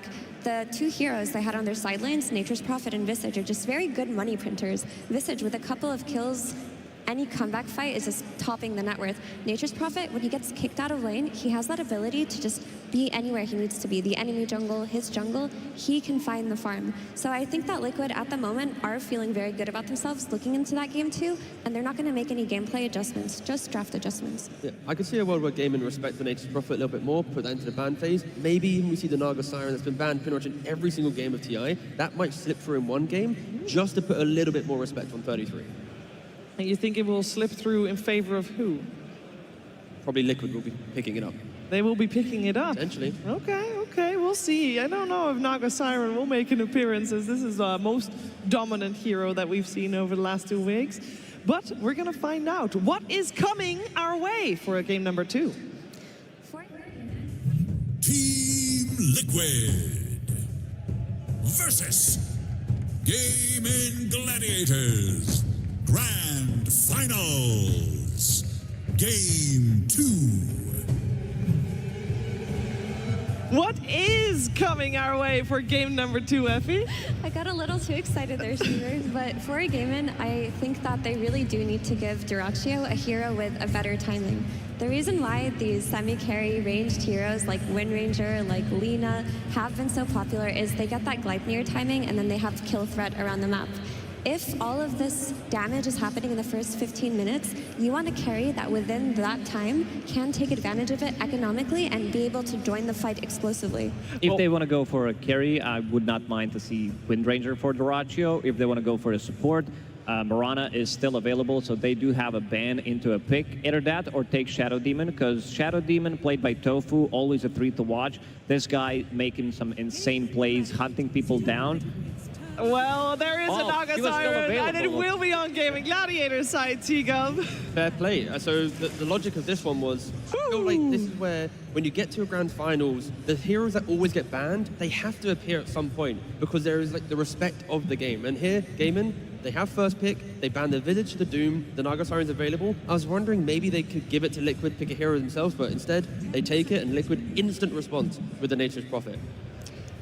Naga Siren is so hard to play against, though. I mean, she's been banned almost every game for a reason. She has such high armor on lane where she doesn't lose trades. She provides map play with her illusions, where as a position 5, she can push out whichever lane that she chooses. And she has the ultimate reset tool in the game. That Song of the Siren with the Shard it just flips teamfights over their head. And like T was mentioning, we saw that the Kunkka win rate against Liquid is good for that reason. If they can prolong these fights, find that reset, stop that timing of their aggression, kite out the fights, should be good for Gaimin. So I'm surprised this Naga was given away. I mean, of course, the Facet as well, very strong. With Deluge, you reduce status resistance, you push waves, like we said, with the damage. Like, it is really obnoxious to play into. But there is a world where, like, if the game is too quick, then sure, Naga, she likes a little bit more of a, let me use my song for that one big fight. Let me, get the vision from multiple opportunities to skirmish. If the game's too quick, it's like you're not always gonna have song every single fight. That's why I think Liquid insta-pick their Prophet, because the speed in which they can play with this hero, they can eat through, one ultimate from a Naga Siren. Like, it's not gonna be the worst. That's why I think Gaimin need to respect that inevitable pressure and have more heroes to protect Naga, not having to be the only hero to survive the fight, or at least, disengage from the fight. Naga is also a hero that can stop some of these pushes by creep cutting, creating those illusions. You cut one creep wave, maybe two of them. One of the reasons why the hero is so popular is you get quite a lot of farm. This is one of the most farm-heavy position 5s in the game right now, I would say, and also one of the reasons why this hero is the most contested hero of the International. And another strength of Naga is Ensnare is such a high value disable at level 1. Like, this hero's kill threat comes online very early on lane. So I'd like for Gaimin to take advantage of this setup with the Ensnare. Like, with one of those Durachio turret heroes, even Alina could be really cool here. Just any kind of follow-up damage to make it so that Naga isn't just a song. Shadow Demon being picked up. Team Liquid got one of the saving supports again, as we do have to note that once again, Tusk is left in the pool. Gaimin Gladiators have the chance to pick it up themselves if they want to at this point. Yeah, that's the key thing here. Liquid, they had the option to go for Tusk or Shadow Demon. They have put Shadow Demon in a higher priority because of what we've seen it do in the last couple of games. And if Gaimin are to pick Tusk, then they've got double melee supports. Naga can't really find too much pressure on the map. Tusk, it could get a little bit clunky. Hence why I think Liquid hedged their bets, went for the Shadow Demon. If Gaimin don't pick it up, they'll take it themselves. And also, Shadow Demon is the anti-Ace hero. If you're playing against Ace, he's going to have 1 trillion auras. With the Shadow Demon Purge, you can just remove that on a single target and take them out early. Yeah, but not in this one. Centaur, he has, with the Stampede, this is the statement. This is not anti-carry. Shadow Demon ulti, we don't care too much about it. Once you pop it, we're going to be able to reset. You also have Naga Siren. So Gaimin Gladiators looking forward to see some of these more prolonged team fights. And once again, they're respecting what Naga Siren can suffer with, because they're picking heroes who, in theory, should be independent, not requiring heroes to help them out. Centaur plus ranged hero, when you get Centaur to his first cheap item, you can leave him on an island. He can play by himself, and that's when you make other moves. And Enchantress, how many times have we seen Enchantress just free cast the spells? Impetus constantly, Dragon Lance, Moon Shards. I feel like Snaking, Celery, every +5 at some point has just had an insane game on this hero.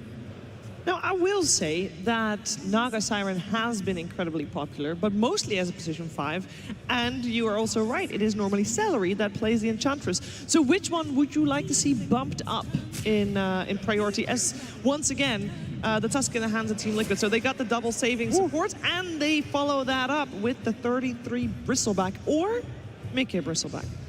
Yeah, but with this draft that Liquid have crafted, it's skirmish, skirmish, skirmish, run at you, run at you, run at you, and there are no stuns on the side of Liquid. So I want to see Gaimin, with this 18 pick, exploit the lack of stuns and go for a Storm or a Puck themselves, something that can have free reign at later parts of this game.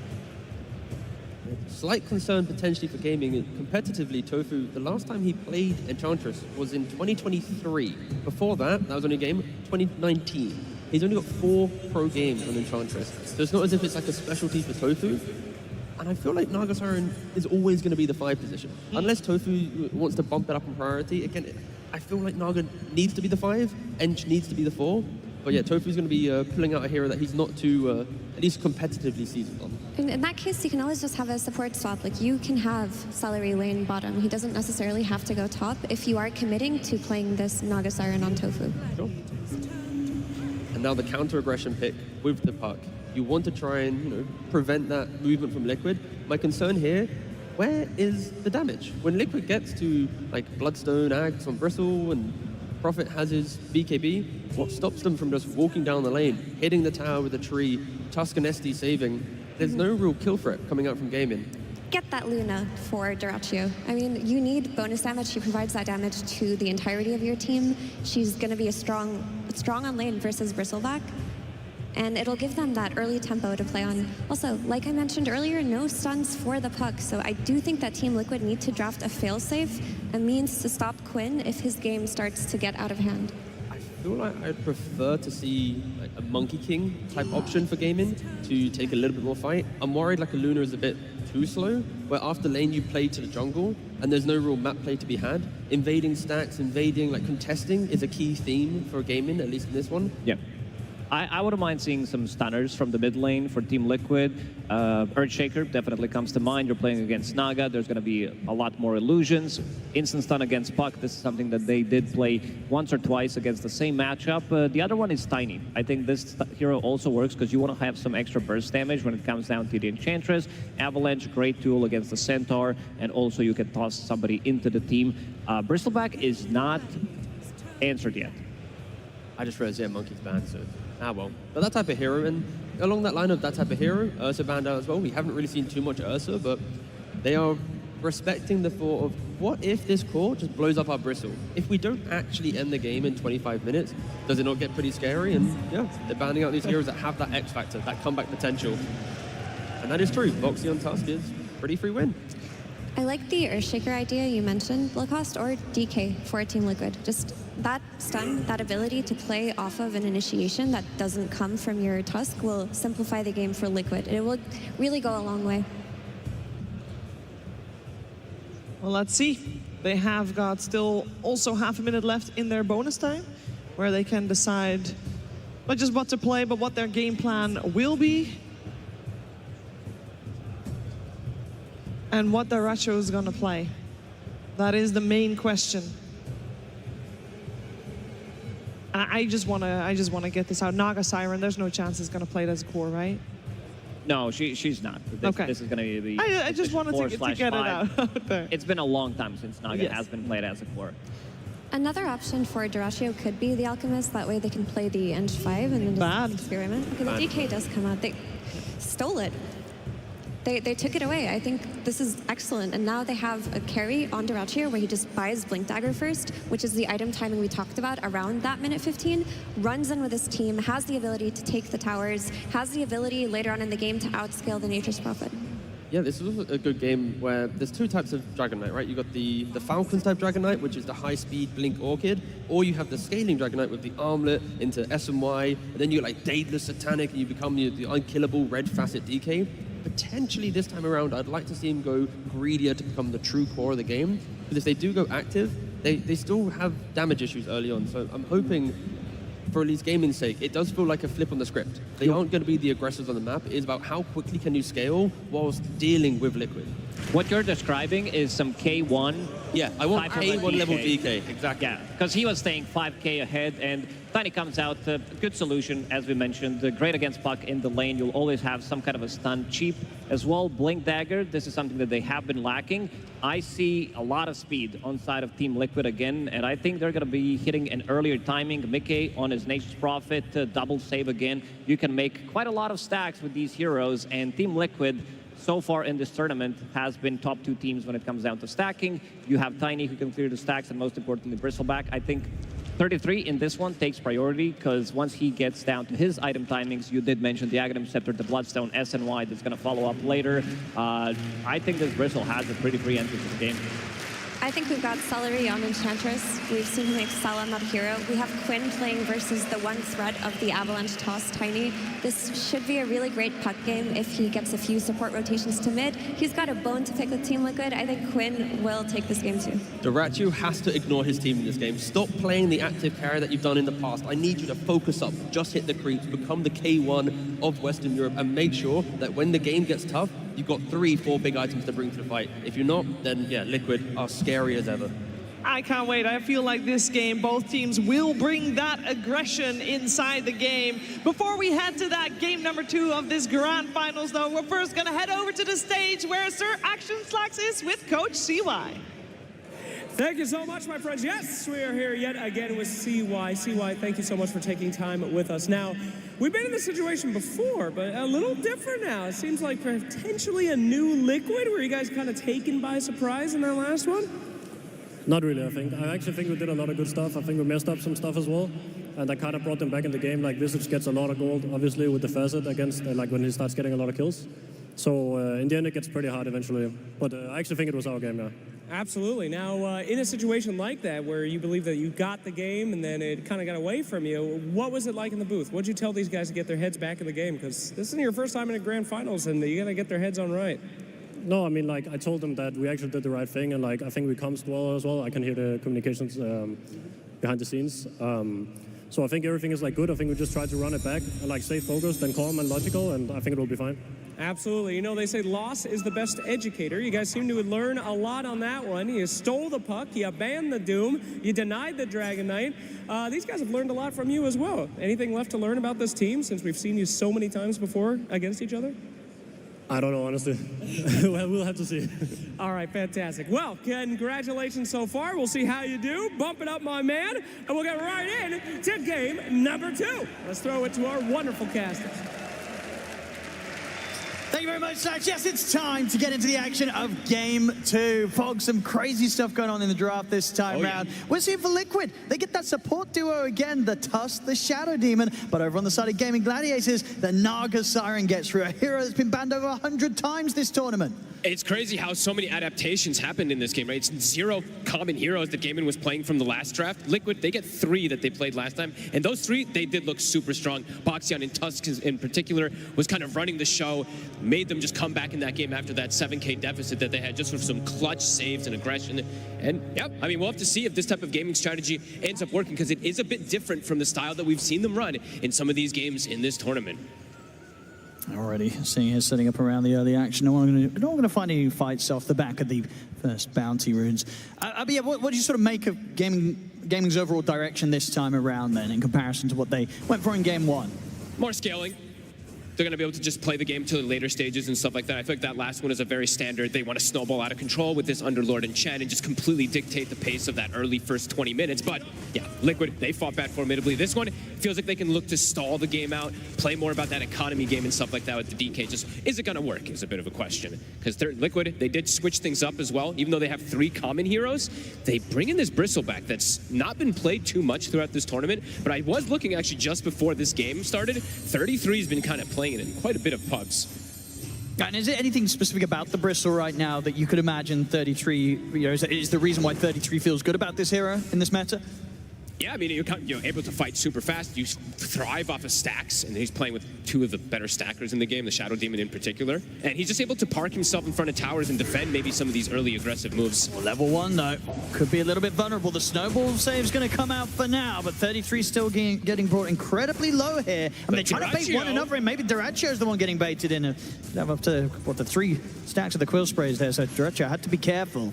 Both cores getting harassed very low by one another's team's supports. They make the call, though. Boxy's like, all right, maybe there's a little bit of a hard lane to just play straight up. He's going to try to at least pull this wave on the side here, and it should be successful. Mid, Quinn, we'll see how he handles versus Tiny, another hero that's not been played the most throughout this tournament, but a standard counter versus the puck. Yeah, one that historically we've seen Nisha have some explosive performances on.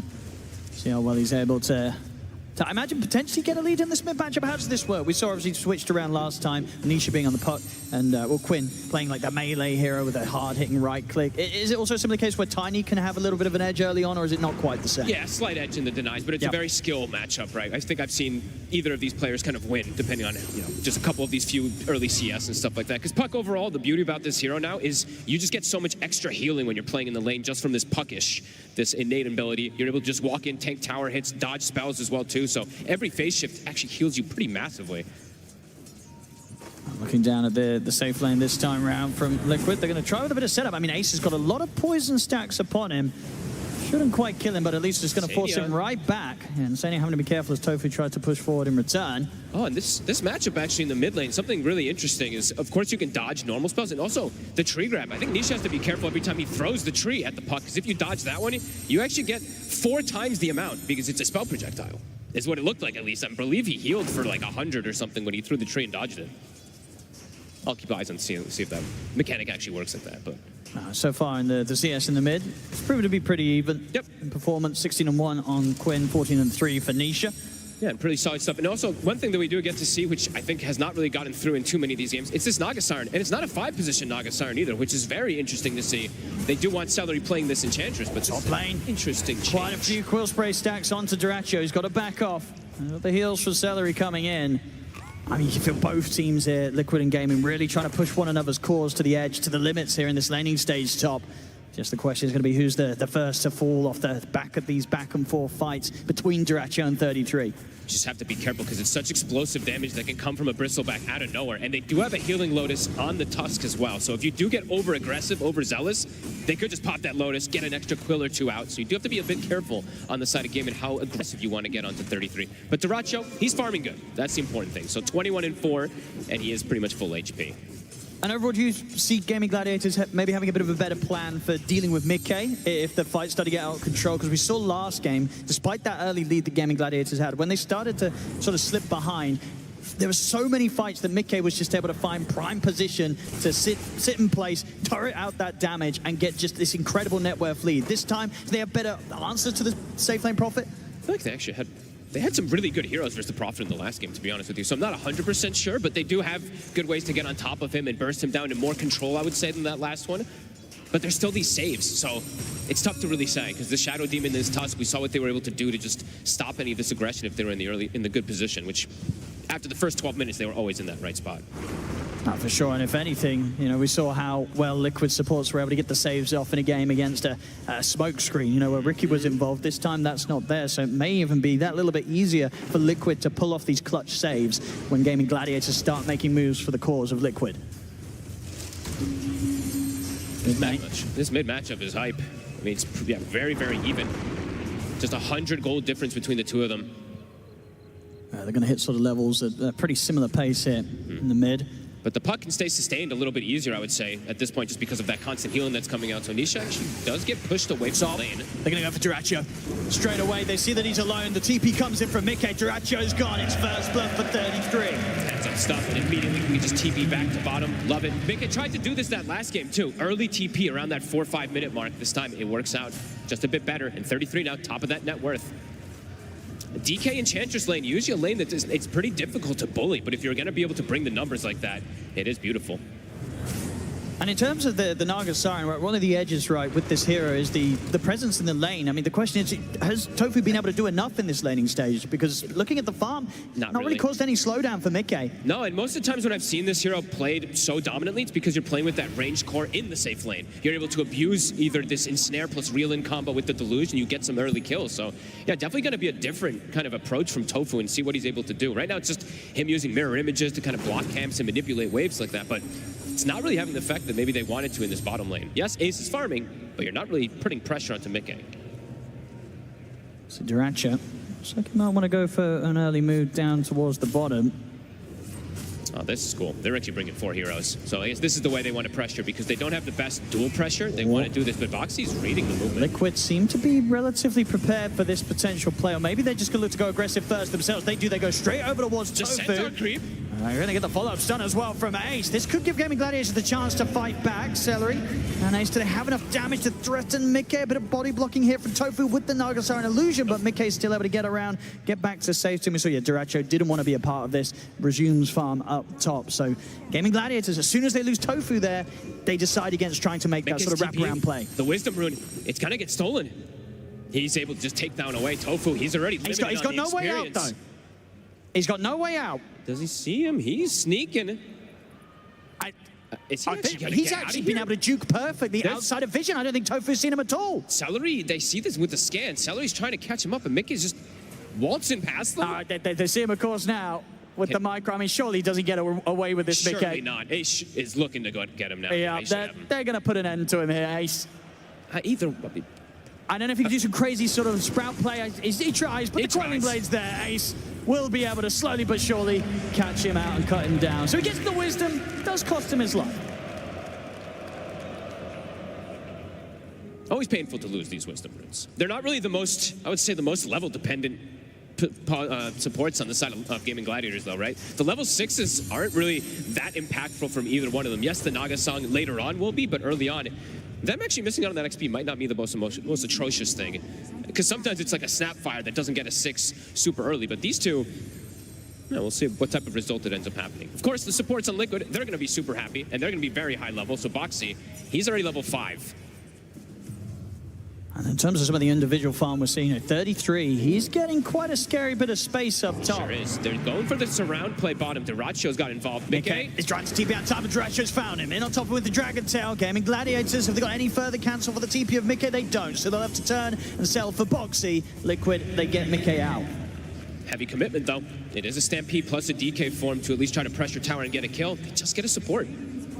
And yeah, like you said, in the meantime, 33, he's just doing maximizing mechanics. Yeah, he's massive. Yeah, he's just pulling creeps into jungle creeps, stacking them up as much as possible. This is going to be an absurdly fast Ags timing for him.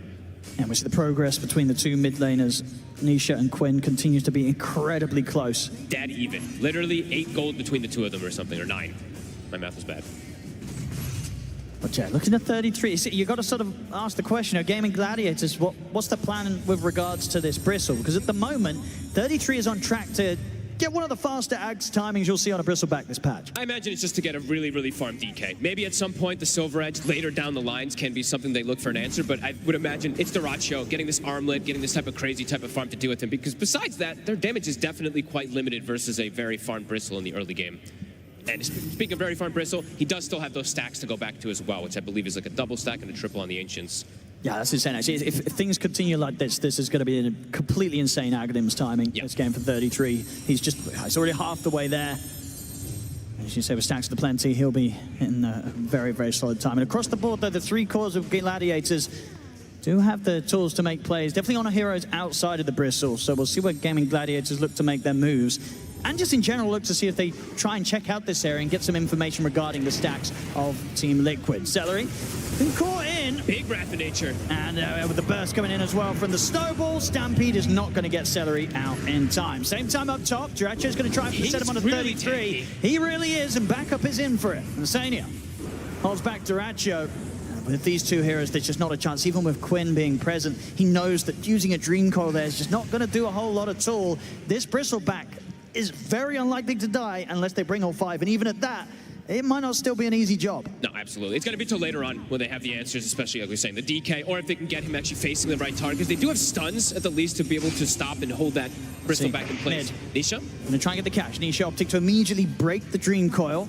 TP's were going to come in, but they've actually backed off on that Gaimin Gladiators. They know they're not getting a kill quick and easy. Nisha's going to be fine. Quinn's in trouble. He's ended up under the tower, jumping over towards the orb in an attempt to get away from Nisha and Insania. He's got another orb to try and break away. Have they got anything to stop it? They have not. So Quinn is able to dance safely back to the side of Celery's Enchantress. Almost had the vision there from Nisha. If he was able to get that toss, the phase shift and everything was actually down, could have almost maybe gotten that pocket. But they're going to smoke instantly, even without the coil at the ready. This is a very unexpected move that could catch Liquid off guard here. They're going to throw the scan. Let's see what they can find. Mickey would be the ideal catch. I mean, they have this deep ward. It's about to expire as well, too. Mickey might not see this coming. That ward was literally right outside the sentry range. Yeah, this is a solid play here from Gaimin Gladiators, but it will get shown now. So TPs do start to come through. Maybe these two can't get the burst off in time to kill him off. Mickey's going to come in with the snow. They got Quinn from Boxy, and indeed they just turn and kill Quinn off. Boxy was that was the fastest TP I've ever seen. It was literally before they even showed on the smoke. It felt like that was crazy. He's on point with this Tusk. It looked like they were going to get away with it as well, if it weren't to be for this pesky Tusk. Boxy, save after save. Mickey's doing some really cool little stuff here too. Just planting this tree for extra damage. It's actually kind of neat. Just this GG branch with his innate. Actually very cool. I don't think I've seen many people do that. I was wondering why he was just randomly dropping the GG branch, and I'm like, oh, very cool. Well, the farm continues, and indeed this bristleback, 33.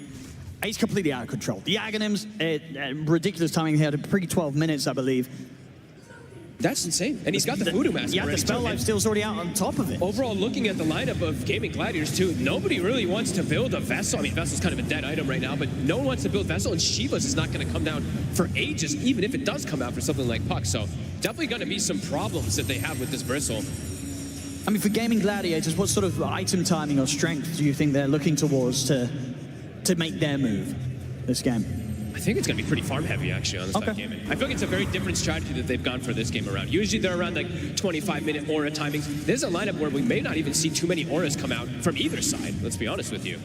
So definitely a bit of a different kind of style game that it could lead up to these like late games, which I think we're all looking forward to, because we've had quite a bit of these games around like the 20 to 35-minute mark that kind of end. This one could get pretty late game if they end up playing just for this farm game, which for gaming, it looks like they want to.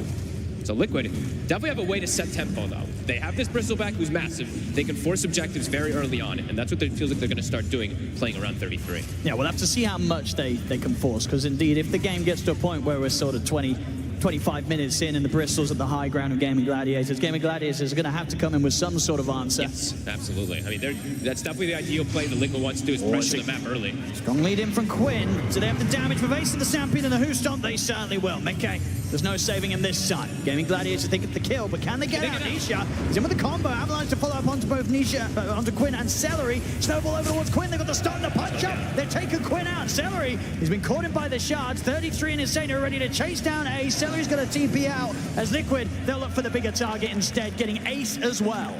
They'll get the trades. And the more advantageous ones, they do have to swing 4 heroes down here, so it's quite a bit expended. Duracho will be happy to be able to farm off of that timing. But Liquid, it's such quick reactions that they've been able to do here. And Nisha now at this point has a very large separation between him and Quinn. The amp damage rune already finished up onto him, or amp damage is in for him, and he's gonna have a phylactery pretty early on. So the scaling is also gonna come from Nisha.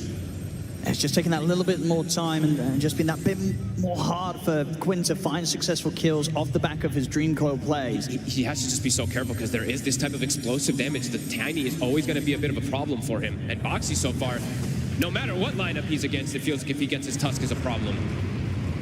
It's a nice play there, Celery with the Wild Wing Ripper trying to tear himself away from Nisha. Nisha for now is going to continue to chase.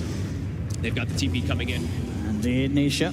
Slowly playing around with Celery. They've got the numbers here. Insania, Boxy, Mickey, the whole team pretty much turning up to get another kill on the board here, Liquid. And the crazy thing in the meantime, look where 33 is. He's just occupying the enemy triangle, kind of challenging them, telling them to come at him, because he knows he's pretty much invulnerable unless they bring all 5. Buys an early shard as well, too, so he's got the hairball even stronger. He is a big problem. Duracho is farming, but he needs a couple bit more items before he wants to be able to join versus this Bristle. Armlet, S and Y, and then, yeah, we see that Silver Edge is going to eventually, of course, be queued up onto Duracho. But it's going to take time, and Liquid, they can thrive off just occupying the map with this 3K advantage. With this early Blink Dagger, with this aggression, they can play with the Tusk. Looking for the setup around the mid, Liquid. Big damage. The jump in Nisha. He's able to get the setup straight away. They want to try and burst through the Enchantress. The heals are up for Celery. It's too much damage, though. Liquid, they can get pretty much any kill that they jump for right now. Mickey's ready to lead in for more. Looks towards Quinn, but the orb is back up. He's slowed down. They've got his Stampede. They absolutely have to, but Nisha's able to still get him with the toss. The Stampede doesn't matter. Nisha still able to close the gap and take Quinn out. Liquid's playing too fast for this gaming strategy at the moment. Yes, Duracho is farming, but everybody else is starting to fall further and further behind.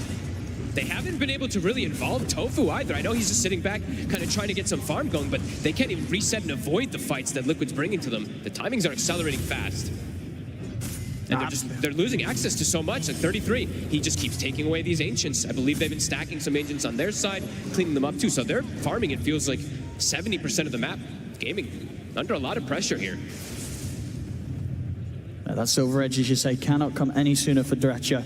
He needs it yesterday, really, against this Bristle. I mean, once it's there, that will be the big test of whether Gaimin Gladiators can bring together a fight to slow Liquid down. Yeah, but it's not just the Bristle, right? It's Nisha scaling. Mika is starting to get some scaling too. Even though he's died twice, he is getting closer and closer to having his big item. He actually has it, sorry. So Gladiator's already done, so Liquid can just keep looking to pressure, and Gaimin could really struggle in the damage department to kind of dissuade and push them off these towers, or if that early Roche, because Liquid feels like they have options right now how they want to pressure the map. Oh yeah, they're ready to get in under the tier 2 tower. If Nisha sees a chance to jump, he's going to be straight in for it. He's got an arcane rune in the bottle as well. He's got that phylactery, so that burst damage, it's there. They're going to start to hit this tower here. Tofu wants to try to slow it down, but you can see the way that Gaimin's postured on the map. They don't want to go for a full-out fight around here. I mean, Liquid's going to have a pretty good idea that Gaimin Gladiators is playing from this tree line. Indeed, Quinn and Tofu, they've just got to back right away up to the high ground, up to the base. There's going to be no defense outside of a fortification here. They'll push them back temporarily. This tower's going down. Oh, they actually lose the treant there. Whoopsie, Mika. Bit of miss micro. Quinn, again, sort of having eyes on this area of the map, but he can't really start anything right now. All he can sort of do is just sit back and watch whilst Liquid takes these towers. It's so dangerous for him to step up. Just this tiny pick, it's honestly working wonders to just not allow this puck to have any type of opportunities in the map to split things up, going to get any type of that extra farm. Quinn is very poor right now, bottom of the course. Really looking to be all on Dyrachyo. Yeah, it definitely is right now. And look at the positioning, like Celery, he's trying to find desperate places to farm, but there's a ward, and they will find him again. You just can't hide on the map right now from Liquid. They will find you. Firm control. Roche soon on the menu. Maybe they'll wait for it to shift down to bottom, but yeah, they really feels like they can kind of go anywhere right now. And of course, 33, he gets the Vampire Fangs. I know Sand Kings have been the ones kind of thriving off of this one, but this is definitely one of those other heroes that can become pretty much unkillable on top of already being unkillable. This just adds an extra layer. Yeah, they've just not been able to slow him down one bit this game. It's just been completely free for 33. It's 19 minutes so far. And Quinn, he got spotted for a second there, his orb. We'll just be able to split it up. They just have to keep so much distance between themselves and Liquid. And even at that, as we're seeing Liquid, for good setup of Mickey TPing in and getting the catch with the Gleipnir, they can still find kill opportunities. So Gaimin Gladiators, they're having to play so cautious right now. This is probably one of the, I think this might be one of the first times I've seen this tournament that Gaimin is just full-out split farming. They don't really want a full-out fight, but Nisha now shows. See if they can punish Nisha here on his own. He's got a regen rune. Backup is coming over. And it's Dude killing this tiny. Nisha's ready to turn things around. Gaimin Gladiators, they've got to run. Quinn, it will be able to jump down to the low ground in time. Tofu comes in with the song, and that may just be enough to save Ace. Indeed, Ace will get out. Tofu able to make sure there'll be no casualties this time for Gaimin Gladiators. Look how much they just expended, though. They're trying to get Nisha, and he had the regen rune. He's full HP. This tier 2, it's gonna fall. And it seemed like even if he didn't, I don't know if they were getting him there. Okay. They used the I mean, this is their high ground glyph. This is a dangerous one to use at times when you are behind like this. Let's see how much Liquid want to push it. Tower's gone. They're going to be tempted to maybe take the Tormentor first.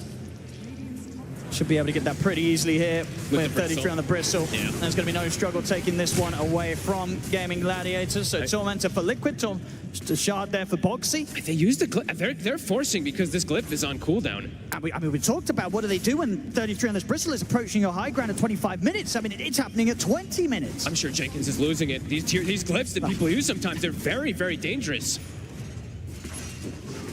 I've got the blink now on Quinn, but going in for action, it just does not seem appealing. No, they need the next item, really, on Dyrachyo, but the items are just flirting it too fast from Liquid. Roche, it's up if they want to go for it, but they're still looking to apply pressure around here, at least deny away this Wisdom Rune. And at the same time, just making sure that they keep the efficiency up Liquid. Absolutely. Nisha continues to clean up stacks in the jungle that are being made, and Mickey just finding completely free space on the other side of the map, far, far away from any chance of Gaimin Gladiators getting out and finding him. And Liquid's Tricore is looking beautiful. And overall for Gaimin Gladiators, they kind of are in this 4 Protect 1 a bit for this DK because of how hard the Pucks game has gone. Yes, Pucks can scale, but right now Quinn is in a very dangerous position versus this Tiny. Dyrachyo tries to get out with this early play, but Sentry's already laid down. They're already prepared for it. And of course, at this stage, still just the Shadow Blade alone. He's quite a bit more until he's got the fully fledged Silver Edge. So for now, the farm just has to continue for Gaimin Gladiators. Quinn? Liquid just wants to force it. The Glyph, it's still on cooldown for some time.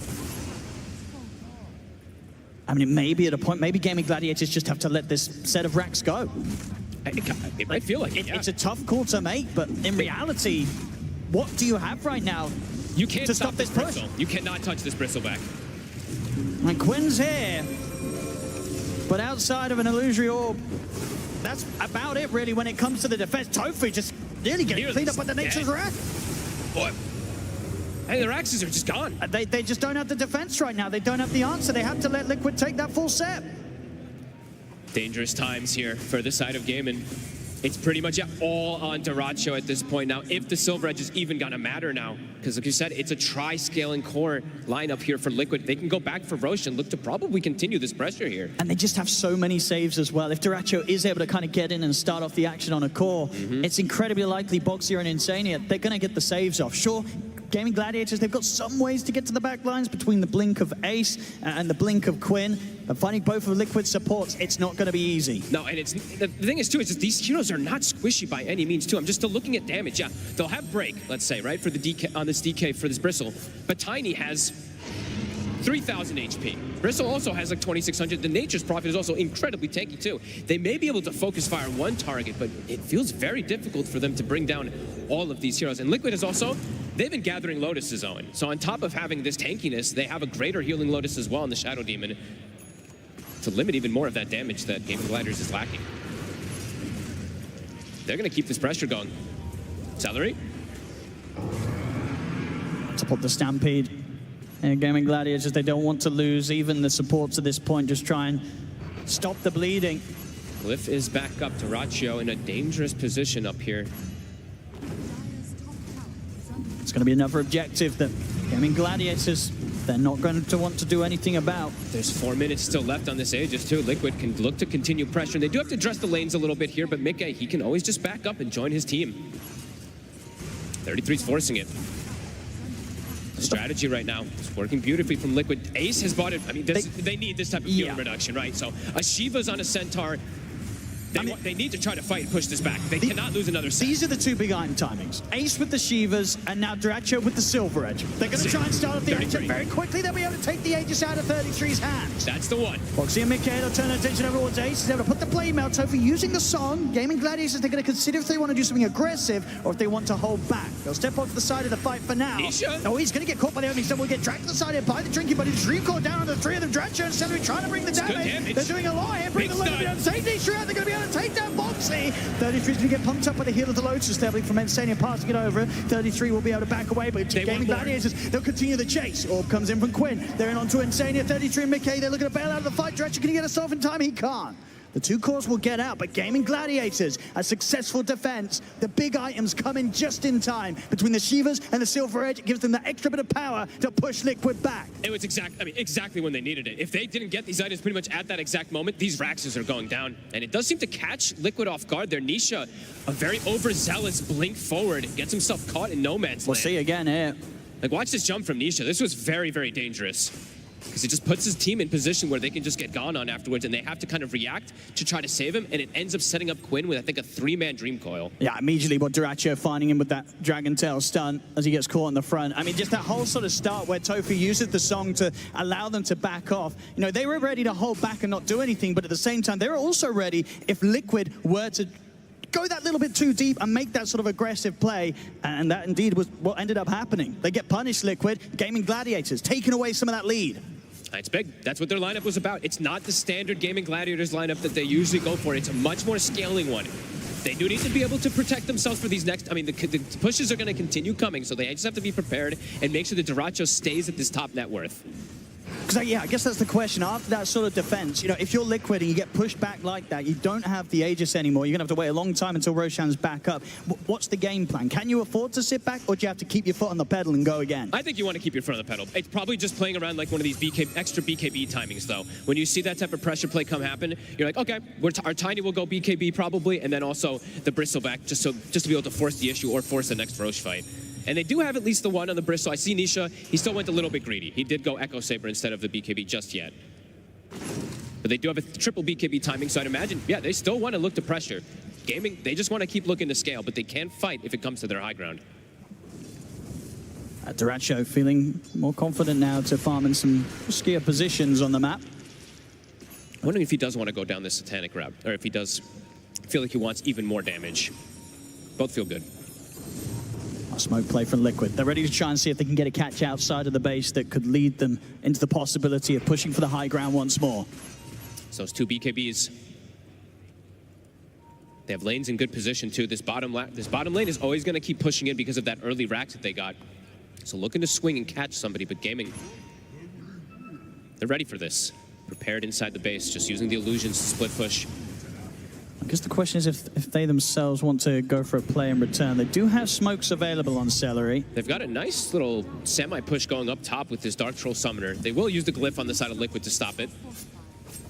Looks like they do want to at least deny around this Wisdom Rune again. They want a fight on the side of Liquid, but Gaimin, they are smoked. They want to go as well. They're going to have to wait a little bit of time for the Elder Dragon form to come back up for Duracho's. 30 seconds, so have it kind of comboing in with the ending of that smoke. And look at the neutral item that Duracho chose too. I mean, he's just jacked up on the armor. He gets the Craggy coat. Not usually the most ideal for the damage potential, but he's sitting at 45 armor or more. That's fair. It's a whole lot of physical coming out from Team Liquid. For sure. So start to tentatively head out to the base, Gaming Gladiators, but for now, Liquid very much elsewhere. As the minutes close in towards the next Roshan respawn.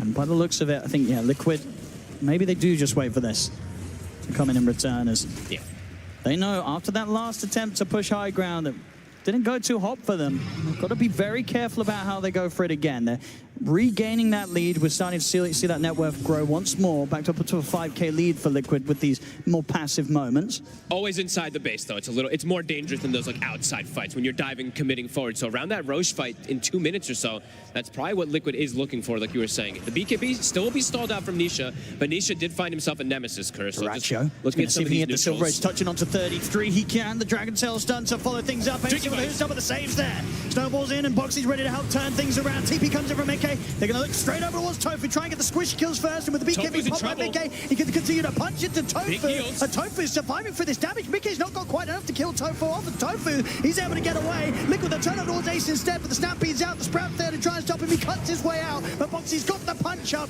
Ace, he'll get one more who stop off, but he'll fall. Now they'll turn over towards Duracho. Liquid trying to surround him. Quinn looks to jump the back line for the toss-ups there. They have the burst to bring Duracho down. The Dream Core comes out, but it's a little too late. Gaming Gladiators, they're running out of damage. They have to run. They have to escape. And Liquid, they're going to try and do their best not to let them. Nisha back in with another toss combo onto Celery. Liquid take the team fight. Gaimin thought they could re-go. They had the break potential. We saw Duracho, he turns and gets that second hit, but it's an instant disruption from Insania, and they just turn and get right on top of him. He is still semi-fragile on this DK if they have those numbers. And now a 10,000 gold lead, they can look to barrel it down. They can look for another lane here.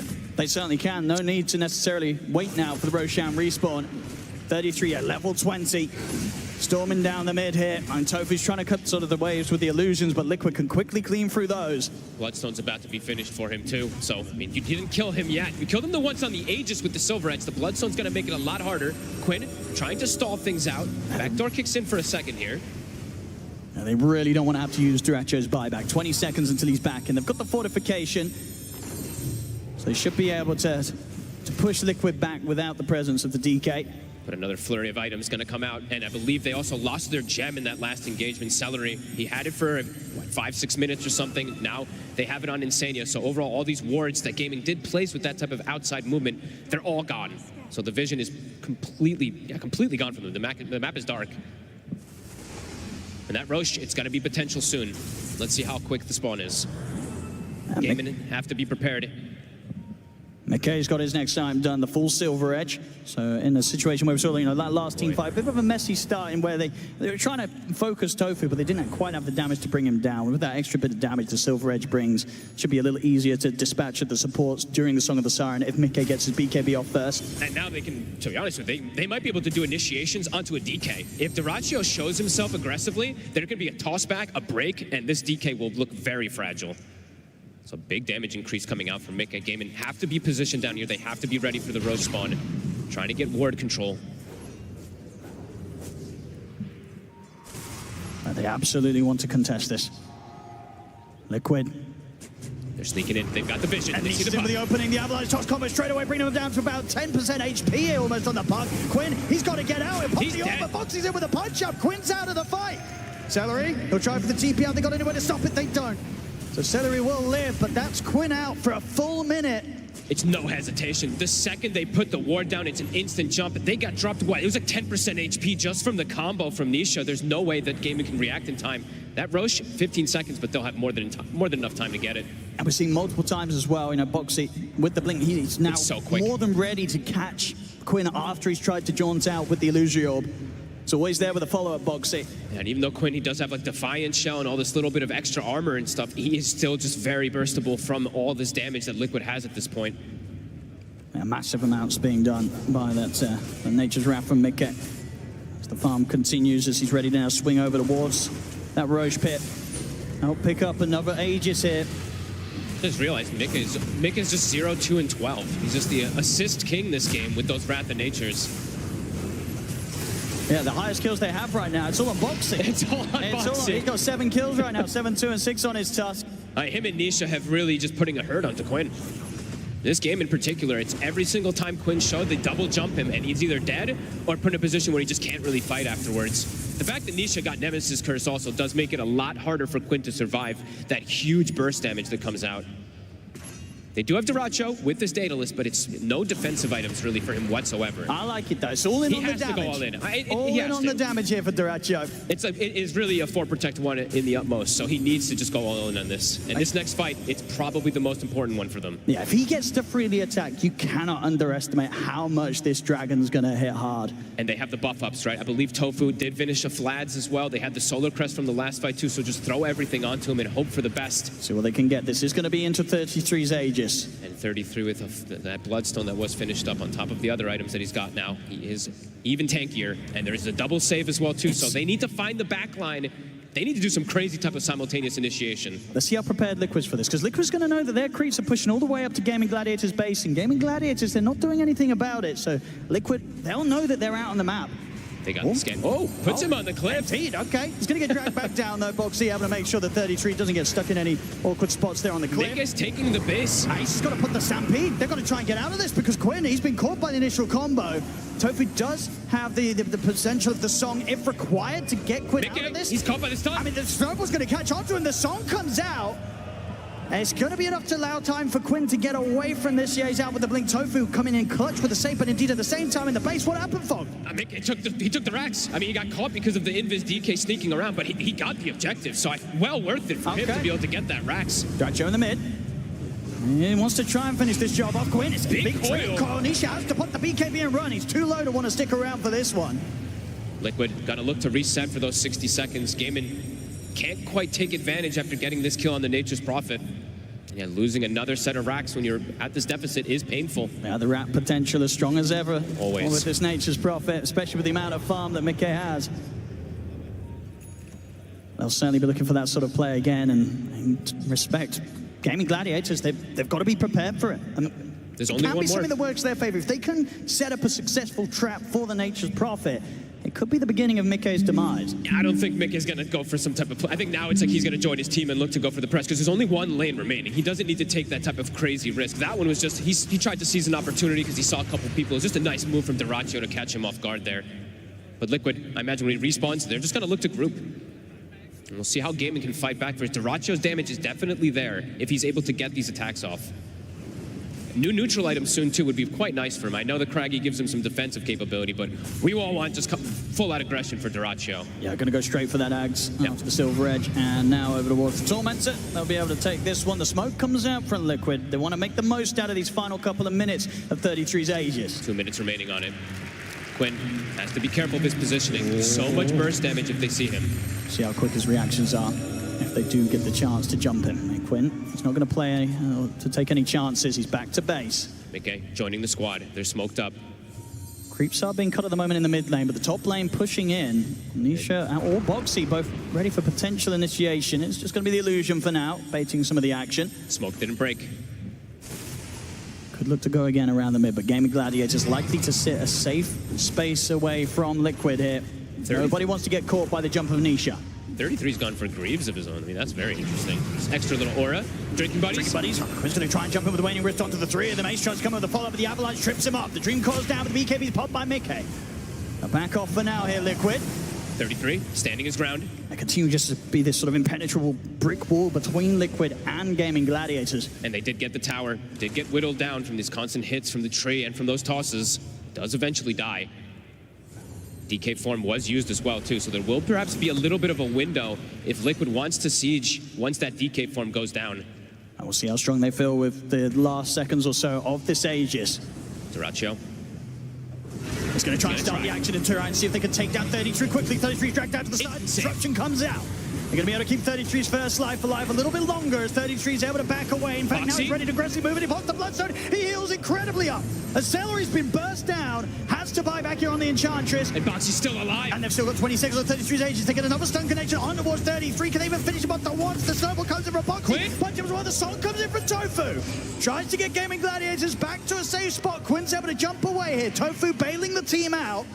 Drinking buddies. It's about to get taken away from him. So 33 will get tossed back to safety. Liquid, they'll pull back with the Aegis expiring. How is Boxy living all these moves? He kept himself at, what, 10% HP, it felt like, for 30 seconds. That was a lot used there from Gaimin. 10 seconds till DK form. He's in with the opening. They don't quite have the damage though, and again, the disruption save there from Insania. Ace is caught on the front, they're bursting through the centaur incredibly quickly. Ace is gone, and he doesn't have buyback. The saves every single time. One final Rax remaining. Ace down for 60. Gaimin, can they continue holding on? Liquid, they'll back up and reset off of that. They will. I think a little bit of a sigh of relief there for Gaimin Gladiators in a situation where they don't have their Centaur Ace for 50 seconds.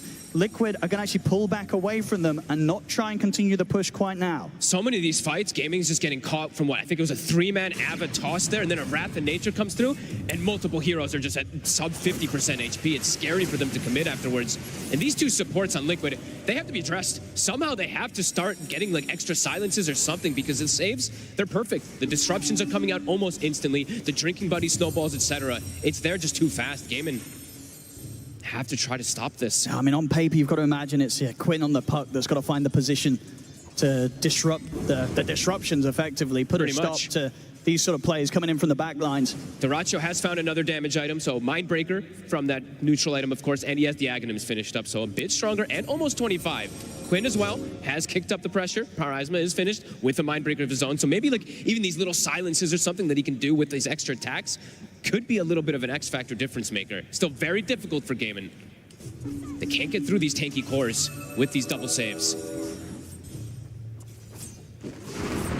And Liquid, really with how long they were able to get the action going throughout the end of that Aegis, it's getting close to the time where we will see Roshan pop up once more. And Liquid, with this sort of a lead, maybe not too much of a reason to take too many risks. So I think they'll wait for that, Roche. I think so too. Dyrachyo trying to do some sneaky plays here, but he's got eyes on him. He's going to get the jump. 33's coming in with the damage. Backup is there for Dyrachyo. Dyrachyo's able to bail up to the high ground. Gaimin Gladiators do split Liquid relatively apart. They fully commit over towards Insania, but he's able to get the self-disruption off.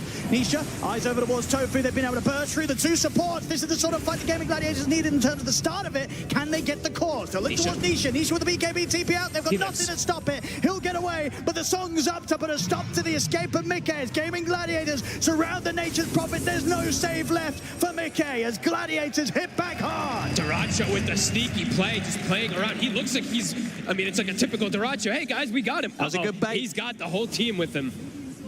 And now they could try for a bit of a push themselves. I mean, with this, It is 80 seconds, no Mickey. That is very true. He does not have that buyback.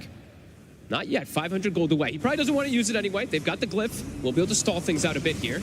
It is okay, still 1 minute and 45 seconds for the Roshan. So when he's back in, Liquid will have the full lineup back in force. That could have been a pretty crucial moment. If it was one of those instant spawns, Gaimin could have potentially snuck Well, check this there. out again. I mean, you're absolutely right. Duracho, just kind of going for the bait play here, and Liquid, they kind of take the bait. And they took the fight, too. I was watching Mickey attempting for some split push, potentially. It seemed like sending his trade, but he made the call to join. So they thought that they could probably take this fight, but overall, positioning from Gaimin was a bit too superior with that song that isolates Mickey afterwards. And the damage from Duracho, it's getting pretty scary. And Mickey, and that BKB just not lasting quite long enough to allow him the safety to escape. Comes to an end, and Tofu's got the answer. 1 minute till the rush. They're going to check it out. They wish it was up immediately. 20 seconds, Mickey. Liquid still got to make the smoke out. They don't have the same information, so they've got to at least get something. They've got to poke their face there to see. AC was finished for Nisha.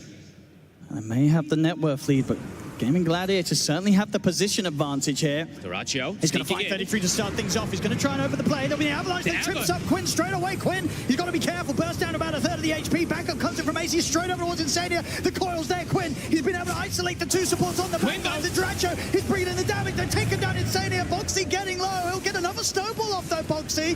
They've finished off Tofu. Buyback comes in from Quinn. Snowball over towards Celery, but Boxy had to blink out. Still alive somehow on this task. 33 pops the BKB, tries to perform, but Mickey's actually blocked 33 off it inadvertently there with the Sprout. Goes for Duracho, but Duracho is able to get over this sort of area of the map that Liquid, they can't traverse quite as easily. He's trouble. Breaking away from them, but they've got the chase down. They've got another set of catch with the Sprout, and Mickey bringing in the damage. Liquid, they push for the fight. They get the combo onto Quinn. He's run out of orbs to jump to. He's got it back up in a second, but a crit comes in there hard from Nisha. Quinn, it's a dieback on him. Liquid, they push for the fight. They take it, and they're straight into the Roche pit. Nobody else is doing damage but Duracho. At some point, he just can't do it on his own. These three tanky cores, they sustain through all of it. With that buyback coming in, Quinn actually buys back, TPs to the top outpost, and goes through the Twin Gate to try to get involved because he got picked off very early on there. This avalanche from Nisha was absolutely absurd. It kind of read the play and broke that initial go that Gaimin wanted to get to try to pop Duracho. And there you see Quinn, he does get punched up and brought down, so they have that number advantage for a good amount of time and so many in this fight. Times in this game, we're seeing Boxy just living on a slither of health. Unbelievable and stuff. Getting to play out multiple sets of his abilities. And this gives them the chance for Liquid to re-engage. And at this part of the fight, you know, Quinn, as you say, buying back, it's just not enough to shift the tides of the team fight. No, it takes him too long to get there because it's not like it's his outpost bottom. He has a TP top, go through a Twin Gate. Took him an extra 15 seconds or so to re-get inside that fight. And now Mega's been claimed. Liquid, they have 45 seconds. They're pushing on. The fortification comes out. 40 seconds in which Gaimin Gladiators are going to have to try and defend without Quinn. Ace looking for the leader, but he gets caught immediately by the avalanche. Bounces away with the Ogre Seal turn. The Stampede's there to get back, but the tier 4s are falling. Liquid, they're onto the edge. Gaimin Gladiators have got anything to stop this. They do not. GG's going to be called. Liquid take game 2. They are playing so aggressive from the early game to the mid game. They're just very confident in the way they're playing and have to give tons of commands. I mean, the Boxy Tusk is just unbelievable. How many times is he living on slivers of HP? But at the end there, these avalanches from Nisha, he's reading the moments that they want to capitalize on getting these type of chain stuns to bring down this Bristleback, but he has that coverage kind of perfectly, especially in that last crucial fight. And doing it in sort of two incredible fashions so far as well, this best of 5. The first game coming in with quite the turnaround. This game, getting that lead and holding it and making sure that they don't make mistakes, don't let it slip away from them. A couple of times, Gaimin Gladiators, they did come back with a pretty decent pushback, but it was never enough to slow Liquid down. And as you say, they're kind of drawing to some of these heroes that you're getting through, like the support picks. I can't imagine we're going to see the Shadow Demon Tusk duo get through There's again. no way you can give them both, and probably at least not that Tusk, because Boxy out of control. Well, there we go. So far, ladies and gentlemen, crazy stuff from Team Liquid here in this best of 5. They are 2 games up, 1 game away from claiming the championship title against Gaimin Gladiators. Can Gaimin Gladiators turn this one around? It's going to be tough. 2-0 at the moment for Team Liquid. Oh, how the tables have turned. It was just about a month ago in this grand finals duo. These two teams were up against each other in a best of 5, and it was Gaimin Gladiators that was up 2 games in a grand finals, and they made it look easy. I will say this is a very competitive final so far because Gaimin Gladiators is putting up one heck of a fight. But Team Liquid doing it here again in Game 2. Now on match point in this best of 5. Before we get to Game 3, there's so much to talk about, and I think there's one thing I just like to highlight. I think sometimes when we see patch notes, Lacoste, and we see a hero having +1 armor, and everybody's like, yeah, sure, whatever. I think Boxy just proved how important just one different in stat can make. How did he live so frequently and such a sliver of HP? Yeah, Boxy definitely a professional e-gamer that reads patch notes. This guy is playing out of his freaking mind. I did praise him before this game. I've been praising him throughout the whole year. Definitely deserves a praise. And with drinking buddies, or should we call it skull buddies, because he's pulling them out of so many troubles. I gotta point out the support duo, Insania and Boxy, playing the same heroes twice in a row, having Shadow Demon, having Tusk as well. You have this break mechanic, but it's gonna be nullified by both Disruption and the Snowball, so you're not gonna get the full value. One of the reasons why 33 was playing so aggressive into them. Yeah, and those two supports, they went for Blink Dagger so early on. You had these double blinks in a game where Gaimin were already on the back foot, making it so that any move that they tried to make, the Liquid supports were there to counteract them. And in games where you're losing so hard, you just need any kill that you can get to get you back. But no, Boxy and Insania, an amazing job. But I also want to talk about 33 on this bristleback. He hit his item timing so early, from a free lane to being uncontested in the triangle to showing up bottom at minute 14 with an Aghanims, a Voodoo Mask, and completely popping off. Liquid, they just have such a formidable triple threat, right? You've got the Tusk, the SD, and the Tiny. At any minute, if you don't execute on your jump, like you said, the saves are going to come into play, Nisha's going to hit a clutch avalanche. BKBs weren't really a thing for gaming too much in this game. So the avalanche, the toss, it was such high value for Liquid to utilize, and we've got to go to Gaimin. They're drafting themselves into a position of such high-pressure moments. You're in the grand finals of TI, you want to get your first Aegis, and they're making themselves, like they're making the fight so difficult. And that's where Liquid is such a strong team. They exploit their opponent's inability to hit the perfect combination. For Gaimin to get a kill, it's a stomp into a Silver Edge break, and then you murder. But Liquid, they have the supports, the Tiny, to completely break that apart. So even when there's a comeback on the cards for Gaimin, they have to hit the perfect spells in high-pressure situations, and if they don't, then they just lose the game. Like Liquid, there is no way you give them SD and Tusk in the next game. Like, it feels like it's illegal. Like, in this fight as well, it's like the DK goes in, they don't get the break for long enough onto the bristle because they have no follow-up damage, and then it's fully disjointed. Liquid keep kiting back, allowing for the fight to extend further. Puck goes down, has to buy back, but where's the damage? The DK, no BKB, no Satanic available. Like, it's just, he doesn't even have Satanic. He went for the Aghanims. Yeah, Gaimin, it's such a struggle for them. Liquid are just out of this world at the moment. They have to split this up, this duo, because it's doing way too much. They try to counter it with Ricky in game 1. They had something prepared where you are going to pick up that shard. That cloud for Ricky is going to be something very good against both of these spells, especially once you pick up the shard, of course. But second game, they try to counter it with the silence. Puck to jump the back lines, it was not enough. Ace also picked up the Blink Dagger relatively early on, Blade Mail into Blink Dagger. This is like top 3 Blink Dagger purchases when it comes down to timing. And also Void Spirit. I think this is the key hero that has been banned in both of these games. They do not want to give Quinn a matchup where he's going to be able to jump the backline and kill the 2 supports. And also, Boxy on the Tusk, he goes for a Halberd. We've only seen 4 other games of Halberd being picked up. The item is non-existent in the meta, due to the fact that when you BKB, the disarm just gets removed. But Boxy, he identifies the fact that against the Ratio, he is everything. He goes for the Armlet build, the Daedalus. Like, if he doesn't have a game, then there is no damage to come out. So he goes for an item that no other player cares about, and it comes in clutch. The Solar Crest, the Halberd, again, Boxy, the Tusk. Please ban it or counterpick it. Don't let him have it. And on the topic of the Dragon Knight, all that net worth was on Duraccio this game. Often Gaimin would try to make these moves with Quinn and both of his supports, but it just wasn't enough numbers. They didn't do the damage. And typically when you think about Gaimin and they snowball from the lanes into the mid game and just pop off on the map, it's with Quinn +2, right? They play as a ball themselves. This time around, that wasn't happening. Naga Siren was level 3 at minute 7, and Mickey TP's in, steals the Wisdom Rune. And that's one of the hardest games I've seen Tofu play. And Quinn, without the turrets that are his supports usually, without that duo that he's able to play with, couldn't find as many moves in that early game. So why was Naga having such a hard time? Because I've been told this is supposed to be the most contested hero and banned all the time, T. Because of the lane. You know, Gaimin, they don't really want to put Enchantress on Tofu, therefore they force the Naga into the 4 role. They've done this before on Tofu, where he sometimes plays Bane in the 4 position, so he plays the 5 in a more greedy style. but I think Gaimin are in their own heads. The TI meta dictates if Naga available, must pick. I personally think that they didn't need to pick Naga in this game. They could have allowed Liquid to take it, forced the SD to not get picked up because Naga's in play, and you cannot put it in the 4-0. It needs to be the 5 position, opening up the fights with Song, and your 4 has to be damaging and threatening in lane. Your Naga Centaur lane is a passive, non-pressuring lane, and I think fundamentally Gaimin kind of overcooked their draft here. They kind of stumbled into it, and yeah, I think this is probably one of the weakest drafts we've seen from Gaimin so far at TI. Well, lots to learn from that game, and we saw a lot of high fives coming out from Team Liquid. We saw in the previous game, they already had some good comms, some happy moments. I'm sure there's more of the same in game 2. On me.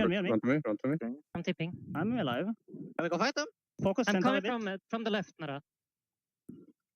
Naga will sleep. Naga sleeping. Naga can die. I'm killing Naga. I'm going center. Naga dying. Okay. They fucked up the sleep, guys. This is really bad. Center. Yeah, center. Sprouting him. DK.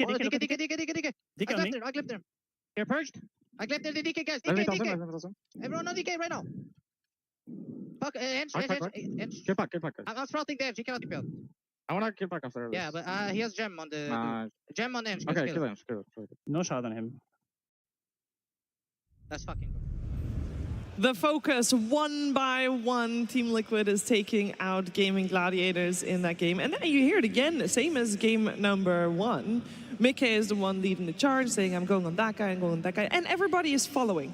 Now, I know we talk a lot about the Tusk and the Shadow Demon, and wow, we saw 33 Bristle free game, but come on, that was twice in a row with Team Liquid, got the Nature's Prophet as their first pick, Effie. Is he not the problem, the Nature's Prophet? I think the Nature's Prophet is putting Gaimin in a position where they feel the need to respond to it with either Chen or Enchantress. In that game 1, they picked Chen. In that game 2, they picked Enchantress, because to them, they want a hero that can steal the creep and counteract potential tower pressure. But by doing this, in game 2, they put the Naga Siren on 4, instead of maybe even rotating the heroes around, let Celery go bottom with Ace, let Tofu play it on the 5. No, they overcooked because of this Nature's Prophet. So maybe just, take a breather, take a step back. You can still play those heroes if you want to. You can still let the Nature's Prophet through, but not at the sake of putting Naga Siren in an unfavorable position. This is the big one. This is the big boy. Didn't die a single time in the previous game.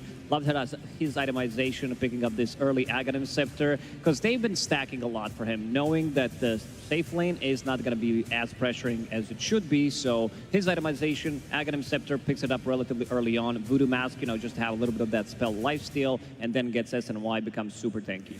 But this is Bristle's minute 14 inventory. Minute 14, double bracer, arcane, voodoo mask, Aghanim Scepter. And he went bottom. They were smoked bottom, and this is when Gaimin made their first big play to kind of have a comeback in that early game. They smoked with Ace's Blink Dagger on the Centaur, got 1 kill, but then here comes 33 with that ridiculous net worth, just comes in with his Ags and just melts Centaur at that point, and it changed a lot too. Yeah, it's why the game was so difficult. You've got a DK pick into a Bristle that you can never push the Bristle out of lane. You don't really want to contest stacks too early. Then you've already conceded the off lane, like I mentioned, so you're always playing for the comeback, sorry. So again, Gaimin, please, in this next game, bring a little bit more oomph to the laning phase. Otherwise, we could just see a repeat. Liquid 2 games in a row, by 20 minutes, they just control everything. I'm sure that they'll come back swinging in that 3rd game. Before we get there, though, we're first going to check in what Tsunami and Slacks are up to. That is right, Shiver. I am here in the crowd. Hello, Copenhagen. I love the energy right now. What the? I feel, I'm there too. I'm hiding on the side of you. This is a split screen. We're split screening. Well done. We're doing PvP right now, Slacks. Listen up, man. I went and found some Gaimin Gladiator homies in the crowd. Everyone over here is a gaming. What is this? Liquid. Get the hell out of here. Get out. Get out. This is all Gaimin Gladiator fans right here, and they could use some energy. Is anybody out there a Gaimin Gladiator fan? All right. Who are you cheering for? Who are you calling out? Duraccio, let's go! Duraccio! Okay. How you feeling? Any advice for the boys that are listening to you in the back? We know that you can do it. We trust you. Tofu, please. We can do it. 3 matches. Let's fucking go! Let's fucking go! All right. That's... You promised me full energy. I will give you full energy. I'm going to do something I never do. I'm going to let you hold the mic. Do not make me regret this, okay? You've got this. Okay, guys. Okay, guys. Are we standing up? In Norway, we have a word that's called forsvinn, and it rhymes with quinn. So it basically means quinn or disappear. So can I get a quinn or forsvinn? Quinn or forsvinn? Quinn or forsvinn? Quinn or forsvinn? You got this guy 3 games now, baby! Yeah, baby! All right, good luck, Tsunami. Good luck following that up. That's very cute, Slux. I like that you found 3 fans. But let me just ask the whole arena. Royal Arena in Copenhagen. Are you rooting for Liquid right now? What more do I need to say, Slux? I think they did the talking for me. Boo. That is bull. All right, Gaimin Gladiator fans, one more time. He thinks he's already won. This team thinks they've already won. But we are still here. GG one more time. Are you ready?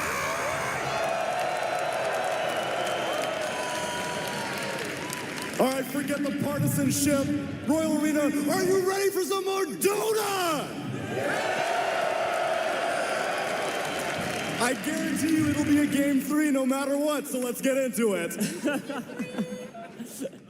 Thank you very much, and I know that we've got a lot of fans for both teams in this arena. I think more than anything, though, they are fans of Dota 2, so whether you are rooting for Gaimin Gladiators or for Team Liquid, seeing more Dota is never a bad thing. I will say it has happened.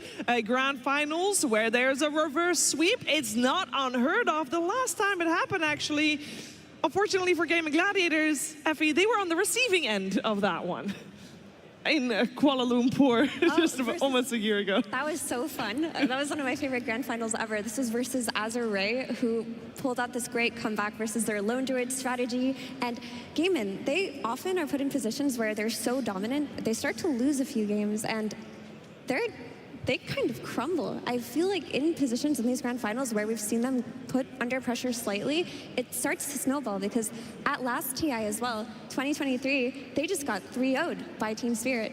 I refuse to believe, though, Shiver, that it's gonna happen again. I refuse to believe we're gonna see another 3-0 grand finals. I refuse as well, but we're gonna find out game 3, what has it got in store for us. We'll have to wait and see a little bit longer, though, but first we're gonna check in with Purge. Thanks, Cheever. I want to look back at that game one more time right before the next game starts. And the key hero was the Bristleback, in my opinion. Watch how 3-3 plays this level 1 where he's vulnerable here. He just presses Quill Spray. Nice snowball from Tusk is going to buy him a couple seconds to press Quill Spray some more. And that basically gets him past the dangerous part of the laning stage, which gets him to the 5-minute mark where he's pretty much by himself against Duraccio. There was a nice rotation from Boxy. Meke TP's in as well, and that's going to get him first blood. That's the last time he sees a hero for a long time, because he's basically just Quill Spraying out these lanes. And then, and then what he does afterwards is he starts pulling the creep waves into the jungle to clear stacks. So he's absolutely maximizing farm. This is the fastest way that you can farm in the early game, and he's getting completely uncontested. And then afterwards, he's going to clear these ancient stacks. He did get blocked by Gaimin Gladiators earlier, but they are eventually dewarded. He gets 500 gold from the ancients, 400 from this large camp stack.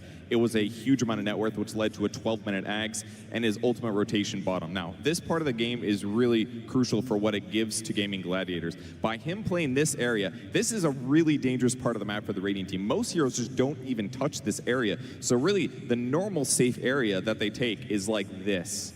But they got a whole extra this on the map. Look how much less map space that there is on the Gaimin Gladiators side of the map. They just have less resources to collect as the game goes on. And that's solely because he was so stupidly far ahead and he was playing an incredibly tanky hero. And this ultimately culminates with them collecting more gold slowly over time, and that makes their high grounds even easier, especially when they have those saves to back him up when he does get gone on. So Bloodstone on top of that, Aegis to heal up, he's able to do damage. It just makes their game and their sieging a lot easier. It's really hard to get a net worth advantage against Gaimin Gladiators, but Liquid found a way in game number 2. Thanks, Purge. They did. And there's one thing that we talked about before game number 2. One thing that we said Gaimin Gladiators should address one or the other. They should either try to ban out Boxy or ban out 33. And they chose to do the latter, Tigov. They chose to try to ban out 33. A lot of bans. We got Doom, Visage, Beastmaster, all removed from the pool. And so he got a Bristleback. And I thought he had a hero pool that was relatively small. Like, they did what we said. Yeah, It kind of backfired. They banned out 33, but then also kind of strategically banned themselves out of even playing the game. So I hope they find kind of some middle ground as they walk onto the stage and they can hear me, so I'll be polite and say, good luck guys, you got this. I think we want to wish all 10 players the best of luck in this third game of a best of 5 for Team Liquid. They are on match point. 2-0 up against their nemesis team, against a team that has beaten them so many times in grand finals, time and time again. Was it all just a plot to learn and grow to finally, at the grandest of stages, be able to eliminate them and to take that crown, Lacoste? Patience is the key. They've been very patient, waiting for ages, waiting forever pretty much. Because last year at TI, they also got eliminated by them. So I think this team is hungry for revenge, and seems like the time has come for Team Liquid. I want to see if Quinn is ready. I want to see if he has a chewing gum in his mouth. Every single time he does, he's fully focused. Didn't notice it on the camera, so would like to see what he's doing right now. I'm sure we'll get him on your screen in just a little bit. For now, we're seeing the man that has a chance of being a repeat TI champion, Effie. He is a problem. I mean, Liquid came in full form today. They came to play. They are increasing their tempo that we've already seen dominate so many teams. They've increased it by 5 notches today, where they're making Gaimin Gladiators, a team famous for their tempo, look like they can't play into it. And it's all at the core of 33 and his hero pool and the timings that he plays on. In game 1, his Visage just created such a problem after one team fight. The net worth is reversed arms and becomes this body that blocks off Gaimin from the rest of his team. They have to do something about him, T. Again, the cool thing with 33 is like when we think about our 2-time TI winners, right? It's like the core of OG doing it, this core of Spirit doing it, right? But to be an individual player, to go from one team of Tundra to move to a brand new team, and then to use the systems that you maybe learned at Tundra, adopt it to Liquid, to then push them to a grand final a single game away, like that is testament to who 33 is as a player, as a person, because normally you need, multiple layers of experience to get to this position. So yeah, again, a single game and 33 will book himself into a very elite club. Really does. And I wonder, what is the biggest difference that we see from the previous grand finals that these two teams played, where the result was so vastly different, to this grand finals, Lacoste? Because it does feel like we see an entirely different Team Liquid on the stage here. They learned a lot. They also have a new perspective. We said that KP joined the team, so having some new, fresh ideas, because they were always so close, but had this mental thing, I would say, when it comes down to playing against Gaimin Gladiators. And also meta does favor them. Some of the heroes that are super strong right now, 33, he is popping off. And that's why I said coming into this series that his hero pool looks small, but they also have a lot of heroes that they haven't showed yet, knowing that they had all the 2-0s in the upper bracket, so they didn't play as many matches as other teams. Also, I feel like in the history of Liquid and Gaimin often was the team that presented their strategies, and Liquid kept adapting. It's like, oh, we need to beat the ace here, we need to beat the Quinn aggression. But this is like the first time I've seen Liquid make a statement as, this is our Dota. You draft against us. They're confident. They're not coming into the series thinking, oh my god, our nemesis, we have to beat them. Like, they've made a statement in game 1 in the entire playoff bracket, and Gaimin are the ones second-guessing themselves. They're picking a CK Ricky in game 1. They're going for a game 2 Naga Siren when they don't really want to play it with a puck, and everything's just a bit discombobulated. I said that, yeah, that's cool. For Gaimin. And Liquid, they're not. They're just continuing to do the same thing game and game again. Mm-hmm. And they are making the statements that T is talking about, because they're first phasing Nature's Prophet. They're letting Celery's signature Zoo heroes go through, heroes that typically counter that hero. They're letting DK go through in games that it looks really good. They beat DK 5 times now, 100% win rate Liquid has against that hero. They just eliminated Gaimin's confidence yesterday in that hero, and they're throwing out picks. They don't care if those picks get countered. They're challenging Gaimin to play the counter picks, and Gaimin are doing that and losing. Yeah, I wonder, this game that we just watched, game number 2, had that Naga Siren in it, the one that we've seen banned for the majority of this event. Being able to beat it, surely gives a gigantic strategic advantage for Team Liquid. I mean, we're looking at the ages. It feels like, you know, they're minutes away from potentially lifting it. And that's where, strategically, I agree. Naga Siren is going to be a key piece of the puzzle here. Will Gaimin ban it? Are they scared to pick it again? Honestly, if I'm Gaimin, maybe give it to Liquid. Try and show us how, you know, we just saw Naga lose. Try and beat it yourself. Let's see if they will allow Team Liquid to have that. Let's see if they can 3-0 this grand finals, or if Gaimin Gladiator will push it to a next game. We're gonna head into this third game. Team Liquid versus Gaimin Gladiators Grand Finals Game 3. It is match point for Team Liquid. 2 games up here, and they will start this game 3 on the Dire side. They will have their first pick. It means Gaimin Gladiators is Radiant side, and they will have their overall last pick. And it also means that we already know what the Naga Siren will do. And we've seen the learning curve for the Tusk as well, as both Naga and Tusk, together with the Doom and the Sand King, are banned in this third game. Team Liquid, they have so far banned that Broodmother as well as the Lone Druid, and we'll follow that up with Diracho's Alchemist as well. But once again, for the third time in a row, Nature's Prophet, first pick by Team Liquid. Lacoste. This is confidence. This to me says the ball is in your court. Like, you gotta address this. Like, you gotta do something about this Nature's Prophet. We've shown it 2 times already. You were unable to beat it. There's not gonna be Tusk this time around, so he's not gonna have that extra save, extra damage that could come out. Gaimin Gladiators, they know what's up. They need to shift things around, and I like the switch up already. I think Windranger has shown, and we've also seen from Mekke yesterday, when it's a good game for Windranger, you should pick it. And also the itemization that he did go for the Revenant's Brooch. There are still a lot of things in Dota to be explored. And it's going to give Diracho an earlier timing to play on. It's going to give him the ability to go through the gate and help his team when the side lanes are going poorly. He couldn't do that in either game. We've seen Diracho just hit the jungle, come out with a minute 15 Maelstrom into BKB, collapse with his team and take a lot of objectives. I want to see that kind of playstyle out of Diracho. We don't want to see him sitting back and farming on a DK for 50 minutes. Yeah, and in the previous game, we saw elements of the strategy come into life for Gaimin. Like, when Liquid came to the high ground, there was points of pressure. Liquid had to second guess how often they could be aggressive. It was just Diracho versus the world. So this time around, with the Windrunner, have some elements of, you know, Tofu being able to make a statement. And then when Liquid comes for that inevitable death ball, be ready, have the tools to try and withstand it. Because so far, not the case. And also just hero to hero, Windranger has a very comfortable matchup against Nature's Prophet with the Windrun, with the power shot to cut through his Sprout. With the Whirlwind later on, she's always going to be able to output damage, even if she's Gleipnired. Yeah, we got a Monkey King and a Shadow Demon ban. It is Team Liquid themselves that ban out the Shadow Demon there. So 2 saving supports that we've seen so far in both games are removed.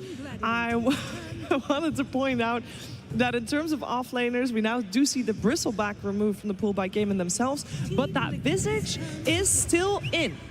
The one that we saw coming out for Team Liquid in game number 1, Visage is still in, and Tigov, that's a Marcy. I would love to see Liquid go for a Treant Protector now, but I'll cover that in a second. Gaimin, though, with the Marcy, we used to see it a lot when it was about maybe half a year ago, because against ranged cores, you get that phase boost BKB, you get a Basher, you lock onto a ranged hero, and they don't get to play Dota. They get, you know, half HP, 100 to 0 by the support. It also amps up the Windrunner, and it does take a bit of time, though, but it's the aggression that Gaimin expect. Liquid, though, like I said, the Treant Protector, I'd love this here. The Overgrowth against Windrunner, you get Maelstrom BKB, Overgrowth, you're now nullified in the fight.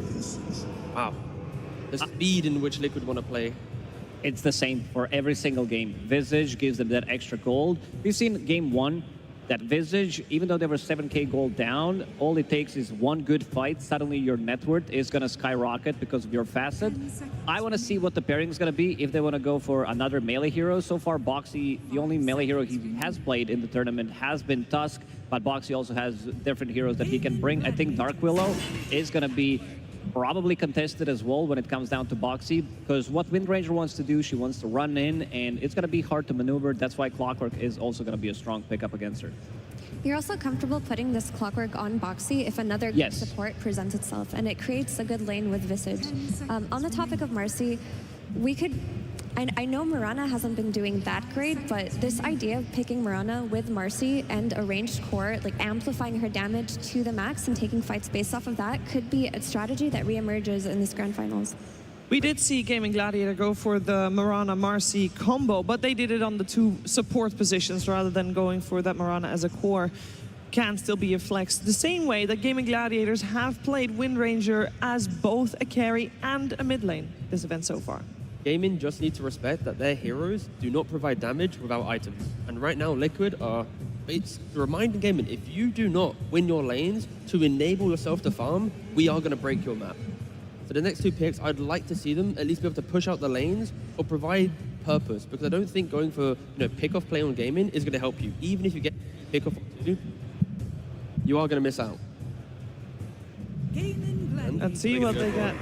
The Underlord. I mean, Underlord is a hero that you kind of default to when you're playing against push lineups. So things like Nature's Prophet and Visage that are going to run at your buildings, you can offset that with your Firestorm, with your early auras, and group up early on in the game. So it is an 8 specialty hero. It did lose in game 1, but it feels quite protected in this game 2. There's no Bristle back in the pool. Monkey King was taken out by Team Liquid. Alchemist was taken out by Team Liquid. And the only heroes that are good against Underlord that are left in the pool aren't good in this meta. You know, heroes like Ursa and Slark. You did mention, Effie, that this Clockwork can be played as a position 4. You know who's a really good position 5 player? That's Insania with his Rubik, potentially. If he wants to steal some of the spells, mostly against the Underlord, now it might be the time to bang it out. They'll first go back for that Nisha puck.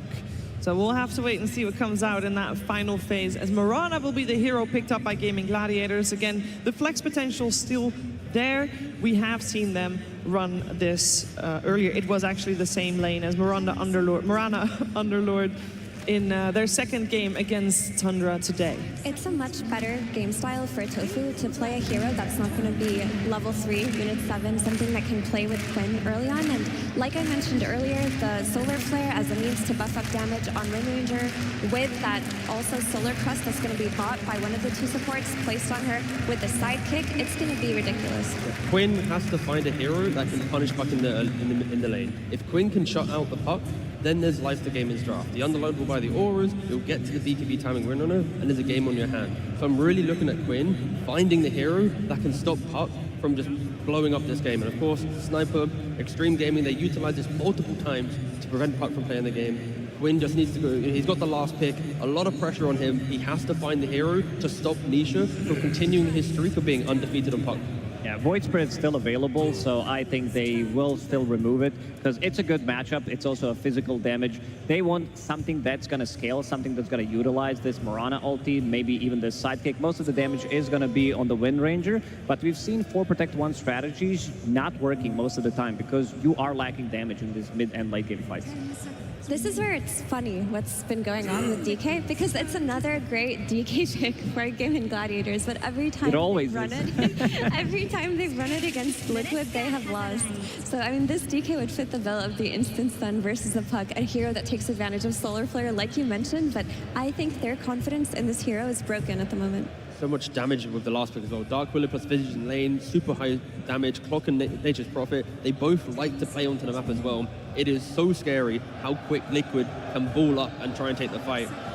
Will Quinn answer this with a counter-aggressive hero? Will he have the hero that shuts down Puck in lane? Or just bring the team fight? There's so many questions that Gaimin need to answer with this last pick, but you can't answer them all with a single hero. They're going to have to choose one of the poisons and then try and cure it. Give me Shaker or give me that Ricky again. It looks like a god-tier Ricky game one more time. They tried it, it didn't work, but this time around, they don't have the double save. You believe in it? I do believe in the hero. I thought that hero is going to be picked up so much more, but seems like there were other heroes available on the menu throughout the tournament. Dark Willow is the one that I did mention, where they're going to be troublous maneuvering, and you can also control the fight. So you have Cogs, you have Puck Coil, you have Dark Willow with the Terrorize, with the Bramble. So Wind Ranger needs to get it into a fight somehow pre-BKB. When it's time. Why not? Why not, T? Yeah, I was going to say, like, maybe they go for a Timber for another body, but the Quinn Pangolier wreaked havoc in 2023. You know, it fell off a little bit in 2024, but It is a Quinn specialty. It is a hero that can buy time, that can open up the game. And that's all Gaimin really need to do. You go to a high ground or an objective defense, if the Pango and Underlord can keep the fights going, eventually the double buff up of Marcy and Morano will give Winrunner access to the fight. But it's all about buying time. Gaimin need to choose the correct fights. If they take 1 or 2 bad fights, that's it. The map's lost. You're gonna struggle so much. So a lot of pressure, again, on Gaimin. The thing is, Puck is very happy to play against Pango with that Dream Coil. If you're picking this Pango, you're defaulting for comfort in this potential elimination, this potential loss at the Grand Finals. Give your players their best heroes, their most comfortable picks. And what this Pango will do is control the backlines in a way that he wasn't able to comfortably in the last few games. And as this backline control is happening, hopefully Duraccio just comes in as a beast with all of this damage and takes his team to a Game 4.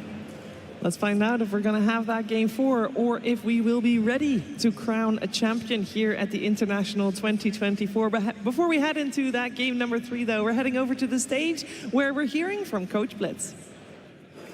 Thank you very much. I am joined by the coach of a team that is currently up 2-0. Now, this is unprecedented. Out of all of your matchups over time, you have never been up 2-0 against Gaimin Gladiators. How do you feel right now? I mean, it hasn't really hit home yet because you still need to win the entire series. I mean, I've seen them get reverse swept by Azure, so it's just as possible. Trying to keep my guys as calm as possible and just tell them, like, job's not done yet. Which is what I'm curious about, because not only is it unprecedented in terms of the history, but like for a lot of these players, being this deep in Grand Finals, even making it to Grand Finals in the first place is a new feeling for 3 out of the players on your team. How are they handling the nerves? They're handling it great because they know that we have the best players in the world. We have Nisha, like, they have no counter to that. I've been waiting for this guy to pop off against Quinn for so long and just rub it in the dirt, and it feels so good. But talk up more of them. I mean, the rest of your team's contributing. Tell me about Boxy. He's kind of a bot. We'll look to replace him. If Zai wants to play again wherever you are, we will take you as our 4 next year. Thank you. Thoughts on Insania, maybe? Again, if anybody under the age of 35 wants to play 5 for our team, it's all good. You can just play clock every game. If you can do it, just DM me on Twitter. It's all good. Mickey? Oh, Mickey is irreplaceable, straight up. Hey, all right. And then 33, the only man in that booth to have his name on the Aegis. Twice. It's gonna happen twice, and it might just happen in this game. Let's send it on to game number 3. Well, there we have it there, Blitz. Coming with some jokes about his support. So the funny thing is, I guess this draft, so from Liquid, we are seeing indeed a bit of a change. It's not the tough Shadow Demon again this time. The cause that he was talking up there, Blitz, on his team Liquid. They're getting to play stuff that we've already seen so far this series, and it's looked pretty good, Fog. Yep, this time I would say their draft it's much more aggression. Last time we saw multiple different saves and stuff like that. This time it's all out, just go, go, go time. But Gaimin, they've got a very formidable draft. They've got Quinn on his signature Pango that he's been waiting to bust out here. They've got this Wind Ranger with tons of amplification from the Solar Flare, from the Marcy. We should be in for a treat for this one. We Let's absolutely should.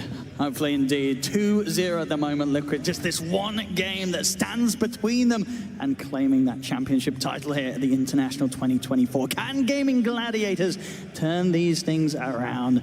And as you say, yeah, the Quinn Pango coming in last. I mean, as talked about by the panel, obviously a comfort pick for Quinn, but also on paper, looking at the matchups, a good game for the Pango in general, or what do you sort of see the future being for Quinn this game? Just has to really watch out for the puck coils for the most part inside this early game. Besides that, there's no real BKB piercing disable. Once he gets rolling in most of these fights, he's gonna just be able to kind of commit forward there. So just has to watch out for those early initiations that come out from the puck, the silence in particular. But yeah, it can look like a very, very good Pango game if he's able to get through that type of stage of these silences. Duraccio, let's see how he's able to sustain, because Boxy and 33, they've been menaces with this Visage combo. Yeah, look how low Duraccio is. He's got to be careful sneaking around the trees here. Boxy is hunting for him. He's got power. I mean, Boxy might just be able to find him. If he could get 2 more hits in, he'll pretty much have him. The Tango regen starting to kick in for Duraccio. I mean, either way, it's pretty painful, being forced right back from the lane. All right, Celery, you're farming under the tower now. All right, Celery moving up to the carry. I mean, in the past we have had Wind Ranger support. I mean, we'll see how much of a hit that sort of takes to him at this early first wave or so that Duracho just gets completely forced away from. He got every last hit, Owen. Celery got 8 of them. He's ready. He literally got every single one of those last hits. So even though the Wind Ranger got 0, he did ensure to get those. And he's level 2. Duracho is only level 1, but they do have that power spike of the 2 now on the Marcy. Very well done there from Celery. And this bottom lane, they've got to be so careful again. This Boxy 33 Dark Willow Visage duo. We've seen 33's Visage. If he starts to get these kills, get that gold advantage, this hero, especially in 33's hands, gets completely out of control. Does get that Shadow Realm off. They've got the level 2s. Duracho has to be super careful. If that was level 2 Boxy, that's probably a kill on Duracho there because they would have had those brambles. Yeah, he has to be so careful here, Duracho. Whilst Liquid have this XP advantage against him in the lane. It's tough to look away from here. We are able to glance toward the mid right now. We see Quinn doing very good in that matchup versus Nisha. Brambles come out bottom, doesn't catch the Duracho, but Celery put low. A second Soul Assumption. It's a lot of damage. Hit from the Shadow Realm and the Soul Assumption. It's set up. First blood for 33. As I say, you've got to keep an eye on how much money this lad's going to be able to make from this lane. Getting a first blood, getting actions with the Soul Assumptions. This could be tough for Gaimin Gladiators down here. It could definitely be tough to Duracho in particular. When you mess up your first wave like this, and you have to just bring so much extra regen, it is tough to kind of recover when Visage just gets so much extra gold. You can bring all this extra mana regen to keep getting the spam going. And overall for Wind Ranger in this game, now that we can look at a little bit of hesitation for a moment that he's not dying, there's a insane amount of magical burst for this hero. Not the tankiest if you get off to a little bit of a tough start. If they just throw constant nukes onto her early, could be difficult for Duracho. Quite the recovery required. 3 minutes in, just 4 last hits here so far that Duracho's been able to find in the safe lane. I can't even look elsewhere. I keep trying to look to a different lane to see how they're doing, but yeah, they just keep getting put so low, and the wave's going to push out again. I think so far on the other side of the map, Mickey 15 for 4 against the 7 for 3. Another lane in which Gaimin Gladiators having a bit of a slower start when it comes to the farm in their core matchup. This is the power of this Nature's Prophet with this tree. And the Mirana in general can't really apply too much pressure up here. You can try to like arrow this tree and stuff like that, being able to slow down the farm of Mickey, it's going to take quite a bit longer. Maybe when level 3 comes out onto Ace, they can look to start putting a little more aggression, but it's very good lanes kind of across the board from Liquid. It's just Quinn having that advantage in mid. He's got to do a lot on his Pango. Well, we have seen him in the past really pop off when he gets a good start on the Pango there. He's going to have to do something crazy this game because, yeah, the openings on the side lanes, pretty much the rougher ones that Gaimin Gladiators have had so far this series. It's wild to see how much last hits the supports have. Of course, we mentioned Celery with the 10 that he had from those first 2 or 3 waves, but also Tofu's just been arrowing creeps and also getting some himself, so... The CS looks pretty bad on the cores, but at the least they do have a couple extra on those supports that almost, not fully even things out, but kind of do. Try to make the jump hits. A good amount of burst thrown down over towards Dark Willow, but Boxy is able to fight back with the Shadow Realm. He's going to try and do so, but another Dispose comes in. Boxy's going to go down.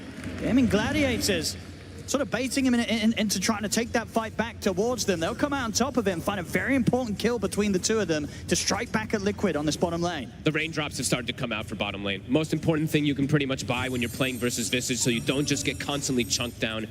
The damage is still incredibly high, but now you'll be able to at least survive the first 2 of those Soul Assumptions.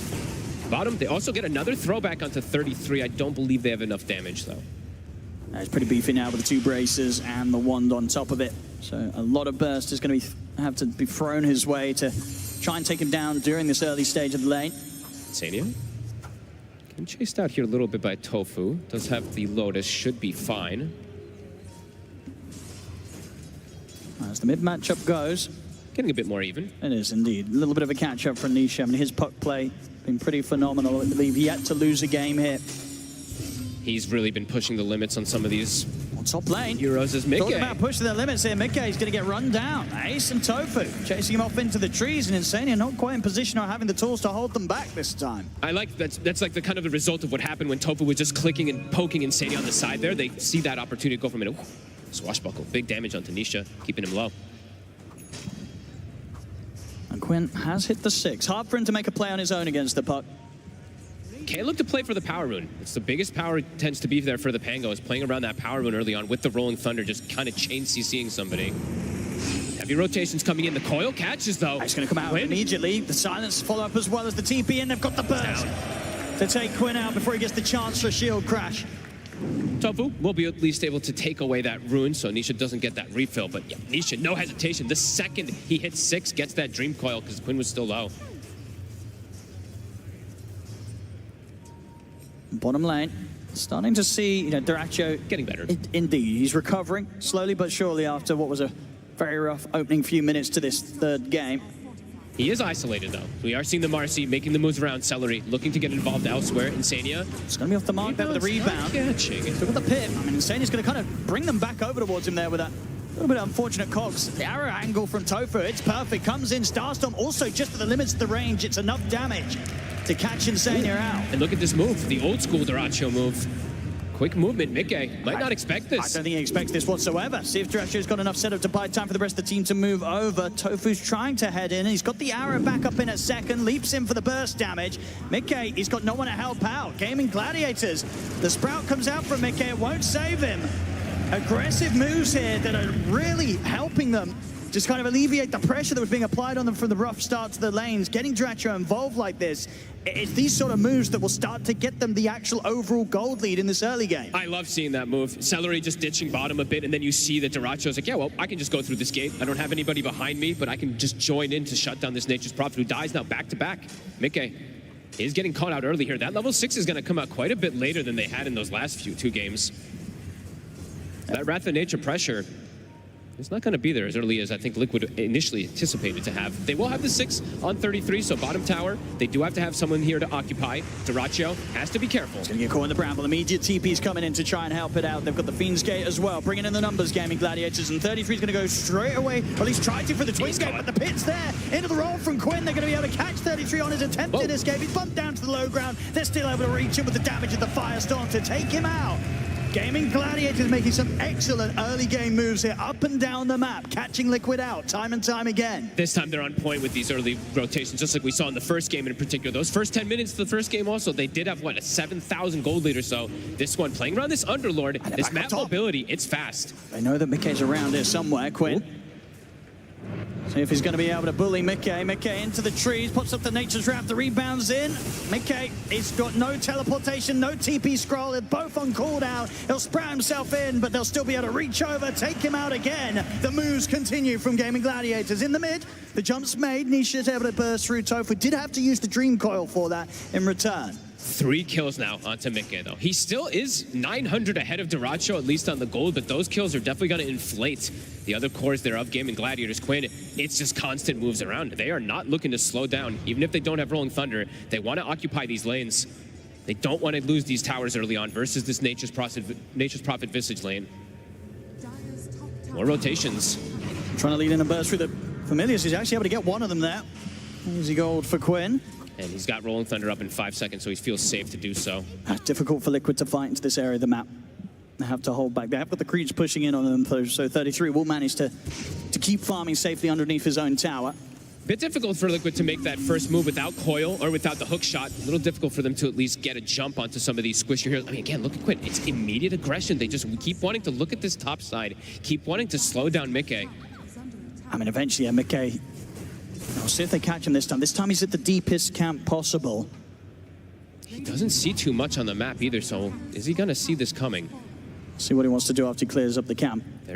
Quinn's actually bailed out. And lucky enough for Mickey that Quinn made that call to pick up the farm in the mid, because if Quinn stuck around, they could have had a shot at taking Mickey down again. Levels on the supports for Gaimin Gladiators both have hit 6 at a good margin ahead of those supports on the side of Liquid. Big damage that can come between the two of them. The Solar Flare amping up the Marcy. This Marcy definitely has potential to even solo kill some of these cores early on because of how good of a start that Celery's had. Even though it's a 5 position, throw a Solar Flare on there, Mickey could definitely be in trouble. Yeah, Tofu on top of that. You know, both of the supports on Gaimin Gladiators having, you know, maybe not to plan, but that stronger start because of the stronger the cores out in the mid. The burst comes through. Quinn, not a chance to get out of this one, but maybe a chance for Gaimin Gladiators' team to find something in return as the numbers turn up. They get the pick control onto Nisha, but no further burst as Liquid turn up the full 5-man here to put some pressure in on the mid lane. They get that initial catch, the coil. It's the one thing that Quinn has to watch out for this game. If they can get burst down during that coil silence. Boxy was there for the follow-up. Nisha applying big pressure onto this mid tower here. I believe he has his Witchblade nearly finished already. And 33 will swing back down towards the bottom lane. try and make sure that Duraccio doesn't end up getting too much space. Where did that extra catapult come from? Did that come from like top lane? 2 catapults from Dire were just hitting the mid tower. It's 11 minutes in. Wait, what? That was weird.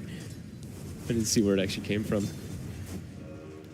But Mika, he dies, but it's the thing about the Nature's Prophet is you just get back onto the map really fast and you farm super quick. So still having that disparity between him and this Wind Ranger, 1,100 difference between the two of them. Still pretty big. Duraccio is, of course, going to have these amp ups. He's going to have this amp from the Marcy and from the Solar Flare very early. Yeah, Mika just keeping that difference at the least. And Quinn wants to keep bringing the action. Down towards the bottom, him and Tofu. They want to try and find 33, ideally. I mean, they'll settle for any core. Oh, and look at the build 33 is going for. Just straight Crimson Guard. Knows how much physical damage they have from the Pango. Very cool approach. And Onisha stepping up pretty far in the mid. Finding the opening onto the puck's pretty difficult for these heroes. That's always going to be a problem for them, is shutting down this puck. Quinn has to be careful every single time the Nisha does step up. Duraccio can't go for that one. Duraccio now could be in trouble himself. He's got the hook shot. They're ready to get him with the catch. They drop down the cogs. They manage to trap Duraccio. He's gone. Quinn jumps in with the Rolling Thunder, looking for kills in return here. Got the opening bounce onto Insane here. Ace comes over with the Fiend's Gate. Liquid's got the numbers. He'll get caught in the backlines, but Mickey TPing over. The Fear catches onto both of them. 33, bringing in the Familiar, having the chain stun to control Gaimin Gladiators, take down Celery, and now turn the damage towards Ace. As Liquid, they take out 4. Big mistake from Duraccio, trying to get involved early on. He's still so fragile. There's so much magic damage and control. Nisha just throws the coil out onto him and they bring him down. Quinn can't actually do anything with his Rolling Thunder versus this many heroes. Liquid, they've got all 5 there so fast, even versus that Fiend's Gate. And they push so hard off the back of taking a fight like that. The tier 1 in the mid lane, wiped out of the game. Gaimin can't really make too many of these mistakes early on when they're playing versus this fast of a lineup. Duraccio has to look to get involved later on. He can't be the first one to get caught like this. I see her again. It's way too aggressive from him. There's no way you're going to catch Nisha like this with this type of shackle shot. And even then, there's not really much follow-up. And whilst Gaimin Gladiators supports, they've got a lot of scaling. They just don't have the methods to sort of bail a core out of that sort of position. They can't save him. No, and these, to be honest, those Brambos, Boxy, just completely split the fight. Both of those supports can't really jump in through these Brambos or through these cogs very effectively. It's a perfect fight from Liquid. It really is, and as we've seen so many times with 33's Visage, he's always there for the cleanup. Oh yeah, that extra gold. I mean, you can just roam around as this Visage, it feels like, because of this facet, you just get way too much. And now cleaning up these Ancients on top of having that fight win. Big things going for Liquid. And Crimson Guard, it's very soon finished up for 33. So in that next fight, Gaimin does have to be a bit more careful. And yeah, Duraccio just has to get involved way later on. Quinn is very close to Blink Dagger, so that's probably how they want to look to take that next fight. But there's definitely a Nisha problem. This puck 3-0-4 so far, having a pretty much, a flawless game. The lane was a little bit difficult, but overall, all of his moves have worked, and every coil has caught a perfect target. And we saw earlier this series what he could do on the puck when he was just completely crushed in the early game. This time around, he's at the top. He is. Ace does have a pipe, so they'll be able to stop at least some of this big magic damage that Liquid has early on. It is pretty overwhelming, that damage and control. And their team fight overall for Liquid, it's very threatening. The team fight for Gaimin Gladiators is like 90% reliant on how Quinn is able to get with a Rolling Thunder. Liquid, they have just coil, they have the hook shot, they have this Bramble Maze plus follow-up with Terrorize. They have a lot of different ways to control these fights in comparison. Yeah, they're ready to go again, Liquid. I know even with the last few fights, kind of Gaimin Gladiators have been the ones to sort of hand them to them with their failed attempts at starting off action. Liquid, they're not afraid to start running at them with the lead that they have. Even with this moment where Nishi hasn't quite got the Blink Dagger pickup, he's very close to the money for it, but was just looking to see if they could try their chances here with the Dream Coil and the Amplified Damage rune in the bottle. Bottom lane, Tofu tries for TP out, but the Terrorize hits there from Boxy. Liquid, they'll get another pick off. And now Mika, he's got the Gleipnir, so he can get involved a lot easier than Duraccio in particular. He's got a 2,500 gold difference, and this Gleipnir, it's going to be annoying for the Pango. Until he has something like a shard or anything to get this Dispel, that's an extra form of catch, an extra form of just a little interrupt that Quinn can struggle versus. Liquid accelerating again here. Nisha, like you said, that blink is done. Amp damage, level 13 on this puck. Starting to get heavy momentum their way. And keeping pressure on you, multiple lanes. And Mika is just always farming. Anytime there's downtime, Nature's Prophet, you're always able to join every single one of these fights. Liquid Looking for this tier 2 bottom. Does Gaimin want to actually approach down here? It's dangerous. They've got the fortification, but that might be the extent of their defense for now, Gaimin Gladiators, against this heavy push from Liquid. Look at Nisha. He's jumping in and seeing all 3 heroes there, so he knows that Gaimin's potentially mounting a defense. He's got the coil at the ready. All right, they want to try for it, Gaimin. This is risky. The tower's dropping. Dyrachyo does have the Maelstrom finished up. They're bringing the whole team in for this one. Liquid, they themselves, they're also ready to return fire. Teleports at the ready for Mickey if he sees a chance to fight. He's also got the Wrath of Nature back off cooldown. Quinn, he'll start the action though. Looks over towards the backlines, finds the connection onto 33. This is deep, way too deep here Hook for shot. Quinn. I mean, fortunately for Gaimin Gladiators, Insania's going to whiff that one. Doesn't get the connection. Gives Gaimin Gladiators the chance to back up underneath the tier 2. Liquid, they may just be ready to dive it though. The Colts are going to get laid down, push back Quinn. Turn around with the shackle, but Easton's in with the silence over towards Tofu. Tofu backs off, Solar Burst coming in. They've got the catch with the 3. Foxy follow beautifully there onto the 3 of them. The Fear pushes back Quinn. They take down the Pango. They turn towards Dyrachyo. The Solar Assumption Burst, bringing him low. Celery comes in with the rebound to try and get Dyrachyo out of this one. Celery tries to stand his ground and fight back, but he will fall. Ace to go down as well under the tier 2. They cannot defend. Liquid is just smashing them. Nisha gets a 3-man coil onto the most crucial target. The Pango gets controlled completely. Quinn, it feels like almost like a super ambitious move for him to dive forward there with that roll of thunder. They just disengage. He's going to TP beyond the tower. Nisha's in with the forward. They get Dyrachyo as well.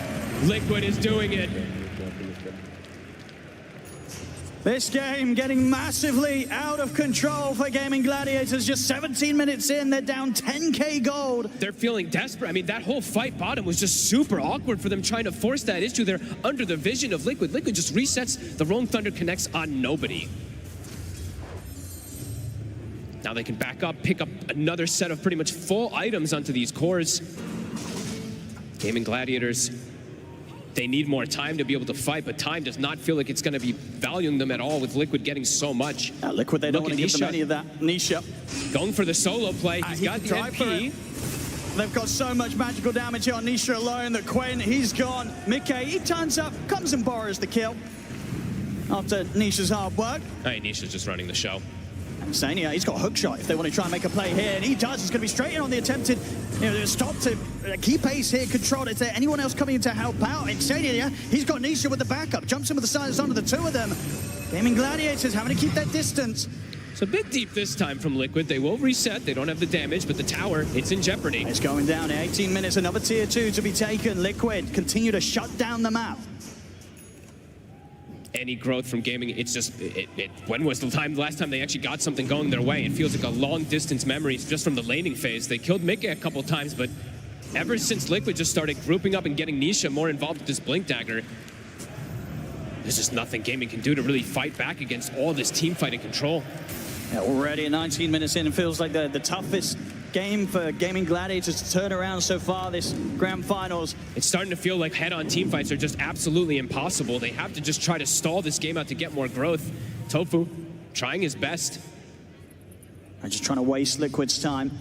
The Birds looking to scout him out, but Tofu will be okay for now, but 33 still chasing He's still here. looking, and he's going to find him. Tofu. No escape from this. Leap still on cooldown for a few seconds. 33 is going to be able to claim more money here, taking out another. It's desperation from Gaimin at this point. They don't have anywhere they can go. They're looking to stay around their Tormentor area, but they can't even look to go for that one there because Liquid could just look to pressure here off that. Roche soon on the menu here for Liquid too. 7 to 15. And they feel like they have, what, an out 80% control of the map or something. Look at where Gaimin is attempting to find farm. They're farming one ancient camp and a hard camp and a medium, and that's kind of it at this point. And even around this area, they're unlikely really to be able to pull together a defense around these tier 2s. We saw them try to do so on the bottom lane. When this top lane push comes in, we'll see if they attempt to go for it again. I mean, Quinn's farm, it's just gone. He tried to make that first move with the blink, and if you don't get that first move that catches successfully with these Pangos, it can just be devastating. We see that net worth bottom of the cores. So many different ways to address this Pango. Even if they didn't have the BKB disable, they have the ways to just chain silence and getting that Rolling Thunder. Oh, Liquid. They're ready to keep the aggression going. Coming in with the smoke. Dyrachyo showing himself on the wave. The Wisdom Rune and that Tormentor. Nisha. Gonna try and lead him with a dream call. Dretcher's pretty deep under the tier 2. TP backup starting to come in. Liquid, they'll dive in with the burst. The sole assumption. Dretcher's so low. Quinn, he'll roll in position and get the Rolling Thunder to try and escape. Liquid, they'll get turned upon it by the Rolling Thunder. Good connection on towards Mickey, but indeed Mickey's still got half HP to play with. The Terrorize comes out over to the side, catching on to Celery and onto Quinn. Celery, he'll jump out over towards Ace. He'll escape, but Quinn, he gets left behind. The Gleipnir comes out, stuck in position. Quinn's out of the game. They're 2 ahead, Owen. The auras that they've got on 33, this block plus this pipe, it just keeps Mickey alive. He also has 2200 HP on top of it. They've run out of damage already here on Gaimin. Liquid can claim this tier 2, claim the Wisdom Rune, deny that away, and even potentially steal a Tormentor. And Gaimin expanded a lot to attempt for that fight and got nothing. Yeah, they've got so many options, Liquid, on how they want to continue with this advantage. They'll opt to go for some pressure onto the tier 3s. And look at Nisha pushing the limits here. The Parasma, the damage putting on the Celery below half HP. This tower's dropping. Tofu trying to leap in, trying to burst through some of the wave, but won't be able to stop the push. The tower falls. Ace also ready to try and come in with a deep push. Liquid, they'll respect it. They'll back off wave, at least for the next wave. We'll see if they stick around or want to back off for further objectives. Roshan would be available. Daracho's gone all aggressive. They're feeling desperate. He's got the Gleipnir done. Can they get any pickup? Nisha's already in. He's going to jump the backlines. He gets the side shot through. The 3-man dream call comes through as well. Liquid, they'll push forward. They're happy to try and take this fight, and they look straight over towards Daracho. Hook shot in from Insania. Rolling Thunder comes out for Quinn. They get the connection onto 33. 33 is incredibly low. They'll get him. They'll take him out with the power shot. Boxy still pushing in, is able to get the damage over towards Celery with the ultimate. Quinn, the Rolling Thunder comes to an end, but Gaimin Gladiators know they have to push on forward for this fight. They catch Boxy. Best fight they've had all game here. They push them back. They get 3. Can they catch Nisha? Doesn't look like it. They almost actually got Mika as well. Very close there. Daracho just relentlessly chasing in. Best opportunity they've had this game. Absolutely, and they were able to take the fight at a moment where they themselves secured the last hit on the Tormentor. They get themselves the shard. Oh, good eye on that. I actually did not see that. That's pretty huge there. That's why there's that big swing. It went from, what, 15,000 down to 12K because they get that extra bit of increase because of that Tormentor. Yeah, very impressive signs of life from Gaimin Gladiators considering the position they're in. We saw, Liquid, they got the Tormentor very low, and Nisha gets this good opening, jumping the backlines. They just weren't quite in position to burst and fully focus down one target this time round, Liquid, and that gave Gaimin Gladiators the chance to turn things. Quinn gets off an excellent Rolling Thunder, and Liquid, they're split side to side of the team fight. 90% of it is Quinn, right? We were saying he has to have the biggest impact possible with this Rolling Thunder. He did not get caught by that coil. If Nisha actually catches him there, could be a completely different scenario. Liquid still with a pretty massive lead, and Roche is still at their potential, so they were making the most aggressive play possible, trying to steal that Tormentor. Now they'll back up for the safer choice. And Gaimin Gladiators, they're going to need to do that a few more times to be able to hold on this one. And as you say, this next time it's going to be into the Aegis push of Liquid. But look, it's interesting, the build, though. This is, it feels almost necessary for Daracho, but it's not something we've seen every single time on these Wind Rangers. They've been adapting to get earlier BKBs, but Daracho's just like, I don't think I can do that. I need the damage to be able to fight through Liquid's advantage at this point. So he's going for the small crit, maybe the BKB after, but can definitely understand why he just wants all damage. Talking about BKBs, Mickey, he can look to play it safe, get his online. He's just about 1,000 gold away from having that on top of the Aegis. So we'll have the timing to push him with both. And Gaimin Gladiators, definitely after that hold around the Tormentor, they're going to feel a little stronger. The question is, do they want to take further risks? And the answer is yes, they do. They want to look for the smoke into the Aegis timing, see if they can catch Liquid by surprise. That is exactly what it is. It's taking a risk, and it could be quite a big one if you do it outside the base here. Nisha is still a very difficult task to solve. Looking to bait around the rune. He plays it safe. He's very wary. Quinn's still looking for opportunities around the mid, but Liquid, they know that this sort of move now at this point is likely as the waves remain undealt with. They know that Gaimin Gladiators are smoked up and looking to try and catch them. They just saw that power shot as well, too, so they know somebody was in the area here. Tofu puts down some vision. Gaimin. Final few seconds here at the smoke for Gaimin Gladiators. They've been hit by the scan. Liquid, they've got good information on whereabouts Gaimin Gladiators are. They know that Gladiators are outside of the base and looking to make a play. Insania is ready to start shining towards them. They get the setup. There's only onto the one of them. They'll look towards Tofu. Quinn, he's able to get the freedom to get the Rolling Thunder off. The auras are out for Liquid. It's keeping Insania pretty tanky as Tofu. He'll get left behind. As you know, the leaps are there. He's actually able to jump away just in time. Boxy. The burst comes out over towards Boxy. The power shot for Daracho. Gaimin Gladiators, the first to claim a kill out of this team fight. Ace, he'll get trapped back by the cogs. The rest of Gaimin Gladiators, they will want to look to try and turn and help him out. Ace getting pulled low by the harassment on the familiars. Jump forward from Quinn, he's in with the burst. Looking towards Insania. Ace still alive, finally falls. Double kill for Mickey. Nisha, he'll jump out with the orb. 33's able to stay in on top of Celery. Nuke down the Marcy here with the soul assumption as Liquid.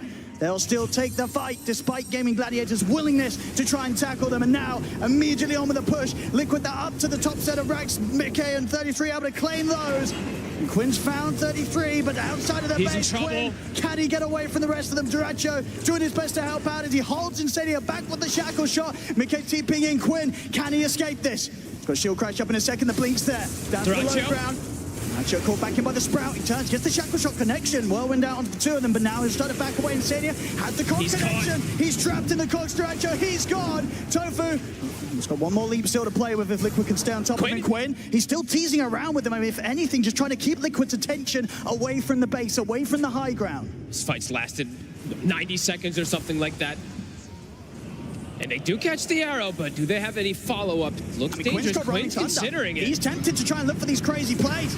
He knows there's the Phoenix Gate backup as Ace is ready to join with them. The buyback comes out from Insania. Gaimin Gladiators, they're going to put everything into this fight. Liquid's ready to try and return fire. The cogs are down. Quinn, his roll is about to come to an end. He's got a few more bounces left in. Turns towards Foxy with the swashbuckle, but the shadow rails back up. Foxy's fight. Quinn's still alive. Quinn jumps out with the shield crash. He's walking away from this one alive. As Quinn teasing around with Liquid. And despite this 14k gold deficit, Gaimin Gladiators, they continue to give Liquid these challenging team fights. They're just trying to push the limits of their heroes. It's very risky plays that they're going for here, but it pays off. Insania buys back. They don't get that catch onto Quinn. He lives to see another day. The Aghanims is now finished. Still, massive gold lead, of course, for Liquid. Mickey still hasn't ages for about 80 seconds, getting closer and closer to that big item, the MKB, to deal with Duracho. But good holds there, at the least there for Gaimin, but they did end up losing the objectives. For sure. Top racks are gone. Progress made by Liquid. But without a doubt, Gaimin Gladiators, Tofu. Dodging the hook shot. Mickey wants to commit for this kill, but there's back up to Tofu. He's going to try and get the kill here. Wants the BKB, but Mickey's surrounded. He's not even going to get Tofu. Tofu gets away. Mickey, that's the age is gone. It's him versus the world. The backup's starting to move in. Gaimin Gladiators, they want to try and tackle Mickey a second time. Celery's in with the unleash, gets the dispose backwards. Nisha jumps in with the burst, but he can't save Mickey. Mickey gets taken out. What a beautiful catch. Rolling Thunder's back up. He's ready for the chase down. They look for Insania. Can he get the opening connection? He can. Insania trapped against the cliff.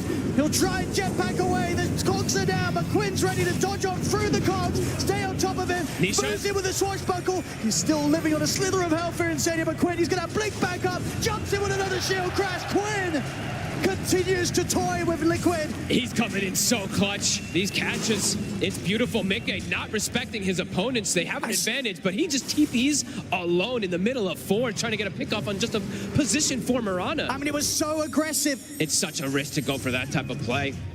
This is the first time it feels like this series that Liquid's making some big mistakes and Gaimin is capitalizing on them. We'll see it again here. You know, Tofu just minding his own business, taunting about. Suddenly, a very fun Nature's Prophet comes for him, but it's a good job, Tofu. He's got the boys to back him up. They take out the Aegis, and at this point, panic starts to set in for Liquid. They know they have to do something to save Mickey. Nisha's in with a combo, but they cannot bail Mickey out of that mistake. Gaimin's trying to snowball off of these kills, too. They've got a moment, about 30 seconds at least till clock's up. They're trying to find another opportunity. Rolling Thunder in 10. Quinn, he is really getting some momentum right now. Oh, he put this TP in.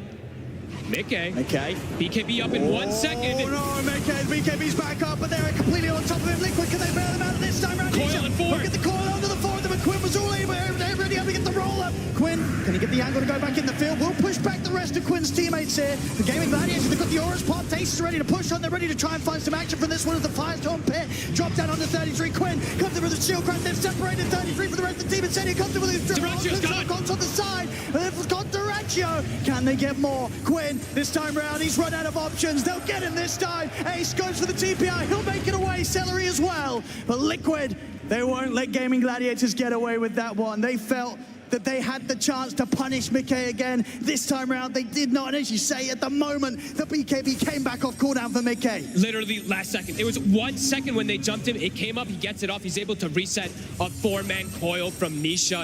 And 33, I actually don't even know how much damage he tanked in that fight because it felt like they were hitting him for it felt like 20-something seconds. And now Quinn dead for 35. Liquid Looking for the second set. Let's see how much they could take here, Liquid. Tier 3 in the mid. Everything dies so fast, these buildings. Double got a halberd done on 33. He's ready to put a stop to that physical damage output from any of Gaimin Gladiators' cores. The mid racks going down. Liquid. How much more do they want to stick around for? The full lineup of Gaimin Gladiators back in play. Liquid will respect that. Amp damage up top too. Nisha, he's gonna want that one. 7-1 and 14 on this puck. The damage has been absolutely insane from him so far. And Mickey, he does have that big damage item now. On top of all the rest that he has to tank himself up, the MKB is finished. Gaimin have had some decent fightbacks climbing back into this game. It's getting harder and harder, it feels like, though. And they've never quite been able to slow down that progress that Liquid's been making throughout it all. It's just been growing and growing and growing. And it's not just that gold. The experience is also pretty darn high. Liquid just feeling very comfortable now in these upcoming moments. 2 racks is to pressure. The lanes are always going to give all the information they need. And the scaling just continues to grow. And while for Gaimin, the scaling is mostly just still increasing on Duracho. Yes, he has these amplifies, but more and more answers coming out for him. Ooh, amplified damage and an arcane. And an octarine that he just purchased before. This next fight could get messy. And they just don't really have great control to hold this puck down by any means. Ace. They're going to try and get jump on him outside of the base. Nisha starting to tease around. Drop the dream, got a hook shot. Not going to quite get the connection in. Now the backup comes in. Quinn in with a rolling thunder by Ace. He's out of the game. We'll see if he considers the buyback. He has got it available. Quinn turning over towards Insanian out of the side. Ace holding back on the buyback for now. So Fu, quickly tops to the side. Nisha is back in with a 3-man waiting with the solo. Duracho's been caught in the sprout. He's gone. They get Duracho. They get Quinn. The buyback they have to come out now as Liquid are on to the tier 4s. 3 buybacks. I'll push Liquid back for now. Nisha resetting. A triple core buyback. Liquid know if they can take out any of these cores once more, they may have just done it here. They're just getting poked and prodded. They can't even walk up to harass anyone. 33 is taking literally no damage, it feels like. They get the jump in. Celery trying to open up with the Unleash. Nisha's in with a 2-man silence. Push back. There's the jump as well. The coil is on to the 3 of them. Quinn caught in the sprout. Will be able to break out. Nisha getting beaten up pretty hard by the Unleash. Boxy toying around with the terrorized threat. 33, again, so tanky. He's so tossed back in with the Dispose, but again, they're fully focusing him with the Terrorize. It's out onto the 4 of them. Boxy gets the setup. Celery's out. Another buyback has to come into play. Nisha, 4-man waiting rip. The 4-man skull comes up. The Curse grab. Boxy toying with the ball. They'll still manage to scramble their way back to the fountain, though, Gaimin Gladiators. But this time, Ace, he's out for 70. Slide forward from Celery. They get the stun opening onto Ascension 33, but they don't have to follow damage to get the kills. The buildings are being focused. Liquid looking to claim the Mega Creep. Rolling for Quinn. We get the angle to 33. Nisha, he's going to be able to kill them outside of the fountain. They're running out of buybacks, Gaimin Gladiators. Liquid, they'll get the final racks. 33, he'll fall though. He'll immediately buy back. As the Mega Creeps are out, Liquid, they want to keep this push going. Gaimin Gladiators, it's just 3 against the world now. The tier 4's going down. Liquid, have they done it here? The coil onto the 2 of them as Liquid are getting the space to focus down the ancient. Jump forward to one Nisha, but the auras are out. Down goes Duracho. He's out. Liquid are doing it. To the ancient. Liquid are absolutely doing it. GG is cold. Team Liquid. Unbelievable. How many series was it in best of 5 that they could not bring it to Gaimin Gladiators? But when it mattered at TI this time around, they've done it in a spectacular fashion. 3-0 with Nature's Prophet first pick every single game. Absolutely. The play from Liquid and the style that they do it in, it was phenomenal. Nisha on his puck at level 118. We saw him got so far in previous TIs, so close to the Aegis. This time he's able to do it. And again, as you mentioned, so many grand finals when Team Liquid then fell at the final hurdle. And this time it made it seem like there was no hurdle at all. They stormed through these 3 games. Only that first game, only those first 10 minutes of that first game looked problematic. These 2 in particular, they just ran the show. The entire team just looking absolutely amazing. Nisha claiming that title at 33 and claimed it for the 2nd time. A different team, a different style, a different meta, but 33 still having what it takes, especially when it comes to him getting his hands on the Visage. Completely unstoppable in Gaimin Gladiators. So many times they managed to take the championship titles in events as big as this one, but this time round they couldn't quite do it. Liquid 3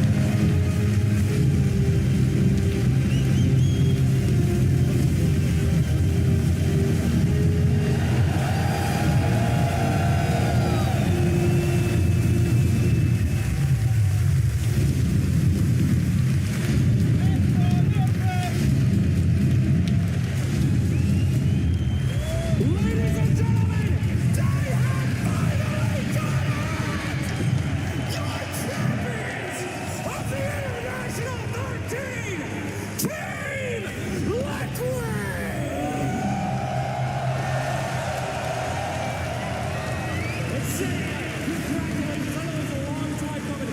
You, Boxy, and Mickey have the record for the longest three-stack that has been together in competitive Dota. I gotta ask, did you always know it was gonna end up this way? I think knowing is more certainty than I have, but I always believed we could get it. Yeah. Absolutely. Personal, but between you and me, the first time I saw you at TI, I always knew that this would come. Do you feel like it has come fast enough for you, or have you had to work for it? Is this when you have deserved it the most? How do you feel? Do you feel like you are one of the best players in the world? I don't know how I feel right now. It's a very interesting experience that we haven't had that much recently. So I don't know. I just feel great. I'm really happy for my teammates. I'm really thankful to all of them. And, you know, all the normal stuff, family, friends, everyone who supported us, helped us get here. Thank you guys so much. All the people in the arena cheering. It means a lot. It gives us the energy. Thank you so much.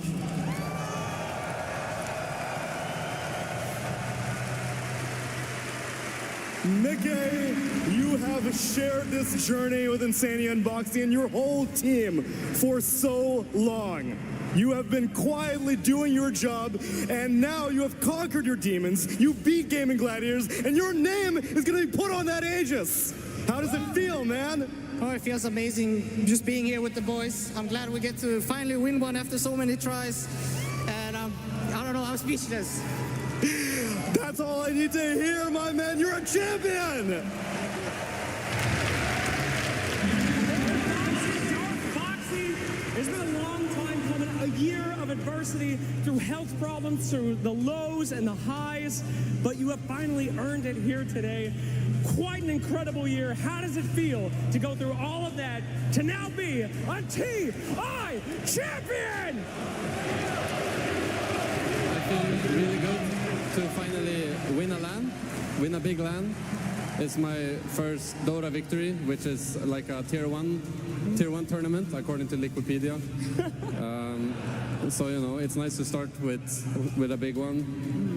There's been a few tough years for me personally, and I'm really happy to have a lot of my family here watching and supporting.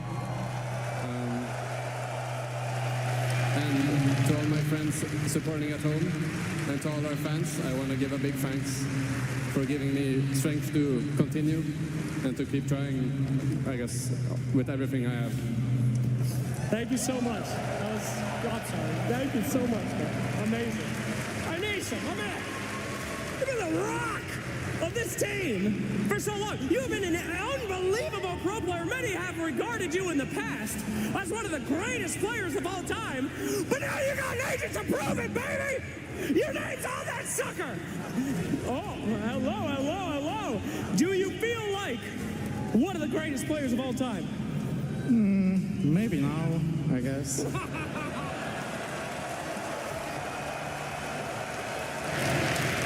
gonna start believing in it, baby, because you are one! Give it up one more time for this rock who never died on puck this entire tournament! Any words out there to all those fans? Yeah, I love you all. Thanks for being here, and I hope you enjoyed the games. And I love my team as well. Fantastic. Thank you so much, my friend. And now 33. You are no stranger to this moment, as you are now the only man in history to win the TI 2 times with 2 completely different rosters. You have had a lot of TI appearances. This is your 6th one. And I know that you always thought that you were the best, but how does it feel to have it be confirmed? Those are your words, not mine. But no, it feels amazing, and I'm really happy that we did it. I'm just very happy. Tell me, does it ever get old winning TI, or does this feel just like the first time? To be honest, I was not feeling too excited today, and then the first game also I was chilling, and the last time, like the excitement came in on the third game. You know what? It's because you won on that one! 3-0 victory! And now we're going to put your name on there twice, but there's one last man I would like to speak to. Blitz Dota.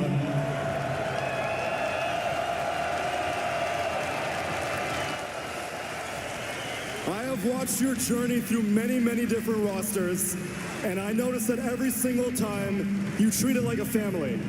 This is as much a victory for you as it is for them. You sacrifice yourself for your team, and now it's codified, my man. You are a champion. I mean, I didn't really sacrifice anything. I feel like they took a chance on a guy who's never coached a winning team before.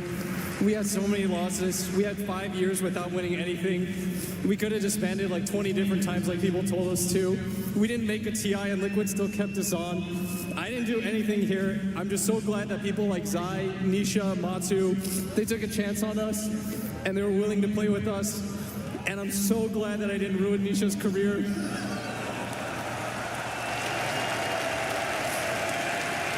I also just want to thank our support staff, Chloe, Jabs, KP, John, Victor, Mark, everybody at Team Liquid that's here to support us.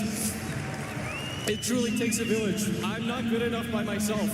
I've learned, I guess, that you have to do it with other people and you have to succeed with everybody around you. And I'm good enough to admit that I'm shit, but I've got great people around me. Let it be a lesson that if nothing else, perseverance pays off, Blitz.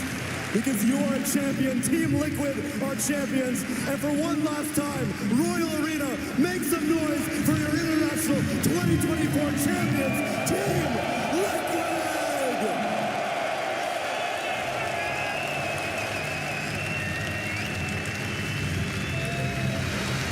What an incredible emotional note from Coach Blitz to end on there. Congratulations to your 2024 international champions in Team Liquid. And they prove that consistency pays off. Getting second place so many times, Effie, it doesn't matter if you get that W in the end. I mean, you heard it from Blitz. It takes a village, and the village is on that stage right now with all of them. I mean, what a hero's journey from Team Liquid. What an emotional journey. It was, watching that, just you can really feel how much this means to all of them. I mean, they've all had to go through so much personal adversity. They all have an incredible story here. I mean, Mickey from switching to mid to carry to becoming one of the best carries in the world. Nisha to finally winning a TI after looking so dominant on that iteration of Secret. 33 winning TI twice with 2 different teams with his style of play. Boxy, after all of his personal issues, who's here. And Insania, finally. I mean, after his experience a few TIs ago on that main stage, to be able to still be confident, to be able to still lead his team, to be part of something, it was amazing too. I mean, this is what TI is about. It's the years of pursuit to get to the final tournament, to finally get yourself to the Aegis. Like, every single player, their dream is to get to this position, to be able to lift it, to put your name in history. The prestige, everything. It comes down to the best tournament of the year, and the moments on Liquid, like, you can see the emotions. They've worked time and time again for multiple years. 4 years for the core of Liquid, 5 years for Nisha, and 6, of course, for 33. But they got there. They get themselves in the Aegis, and this is everything. They will go down as the most successful team in the history of TIs because they did not drop a single game when it comes down to playing from the upper bracket. Clean 2-0s, clean 3-0 in the grand finals. I've been following Nisha's career ever since he started to play professional Dota, ever since he joined the Alternate Attacks when he was 15 years old. This guy is only 23 years old right now, will turn 24. This guy is a beast. Always believed in him, and this is the crown championship that he needed to take to cement himself, to be immortalized in the game. Yeah, without a shadow of a doubt, easily one of the best in history. Easily. I remember just an interview from Boxy just about a year ago at the Bali Major. In an interview, he said, well, if we can't get this trophy, if we can't win this time, then when?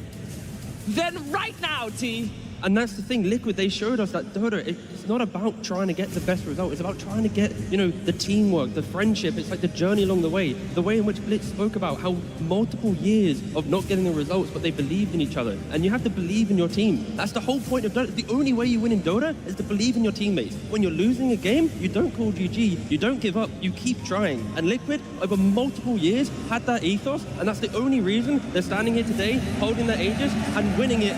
After also not beating Gaimin, but finally they did. And finally, stage in TA, I mean, it looked like for so long that Team Liquid was just always 1 centimeter away from greatness. They kept losing to Gaimin over and over. 5 grand finals over 2 years versus Gaimin Gladiators. Only one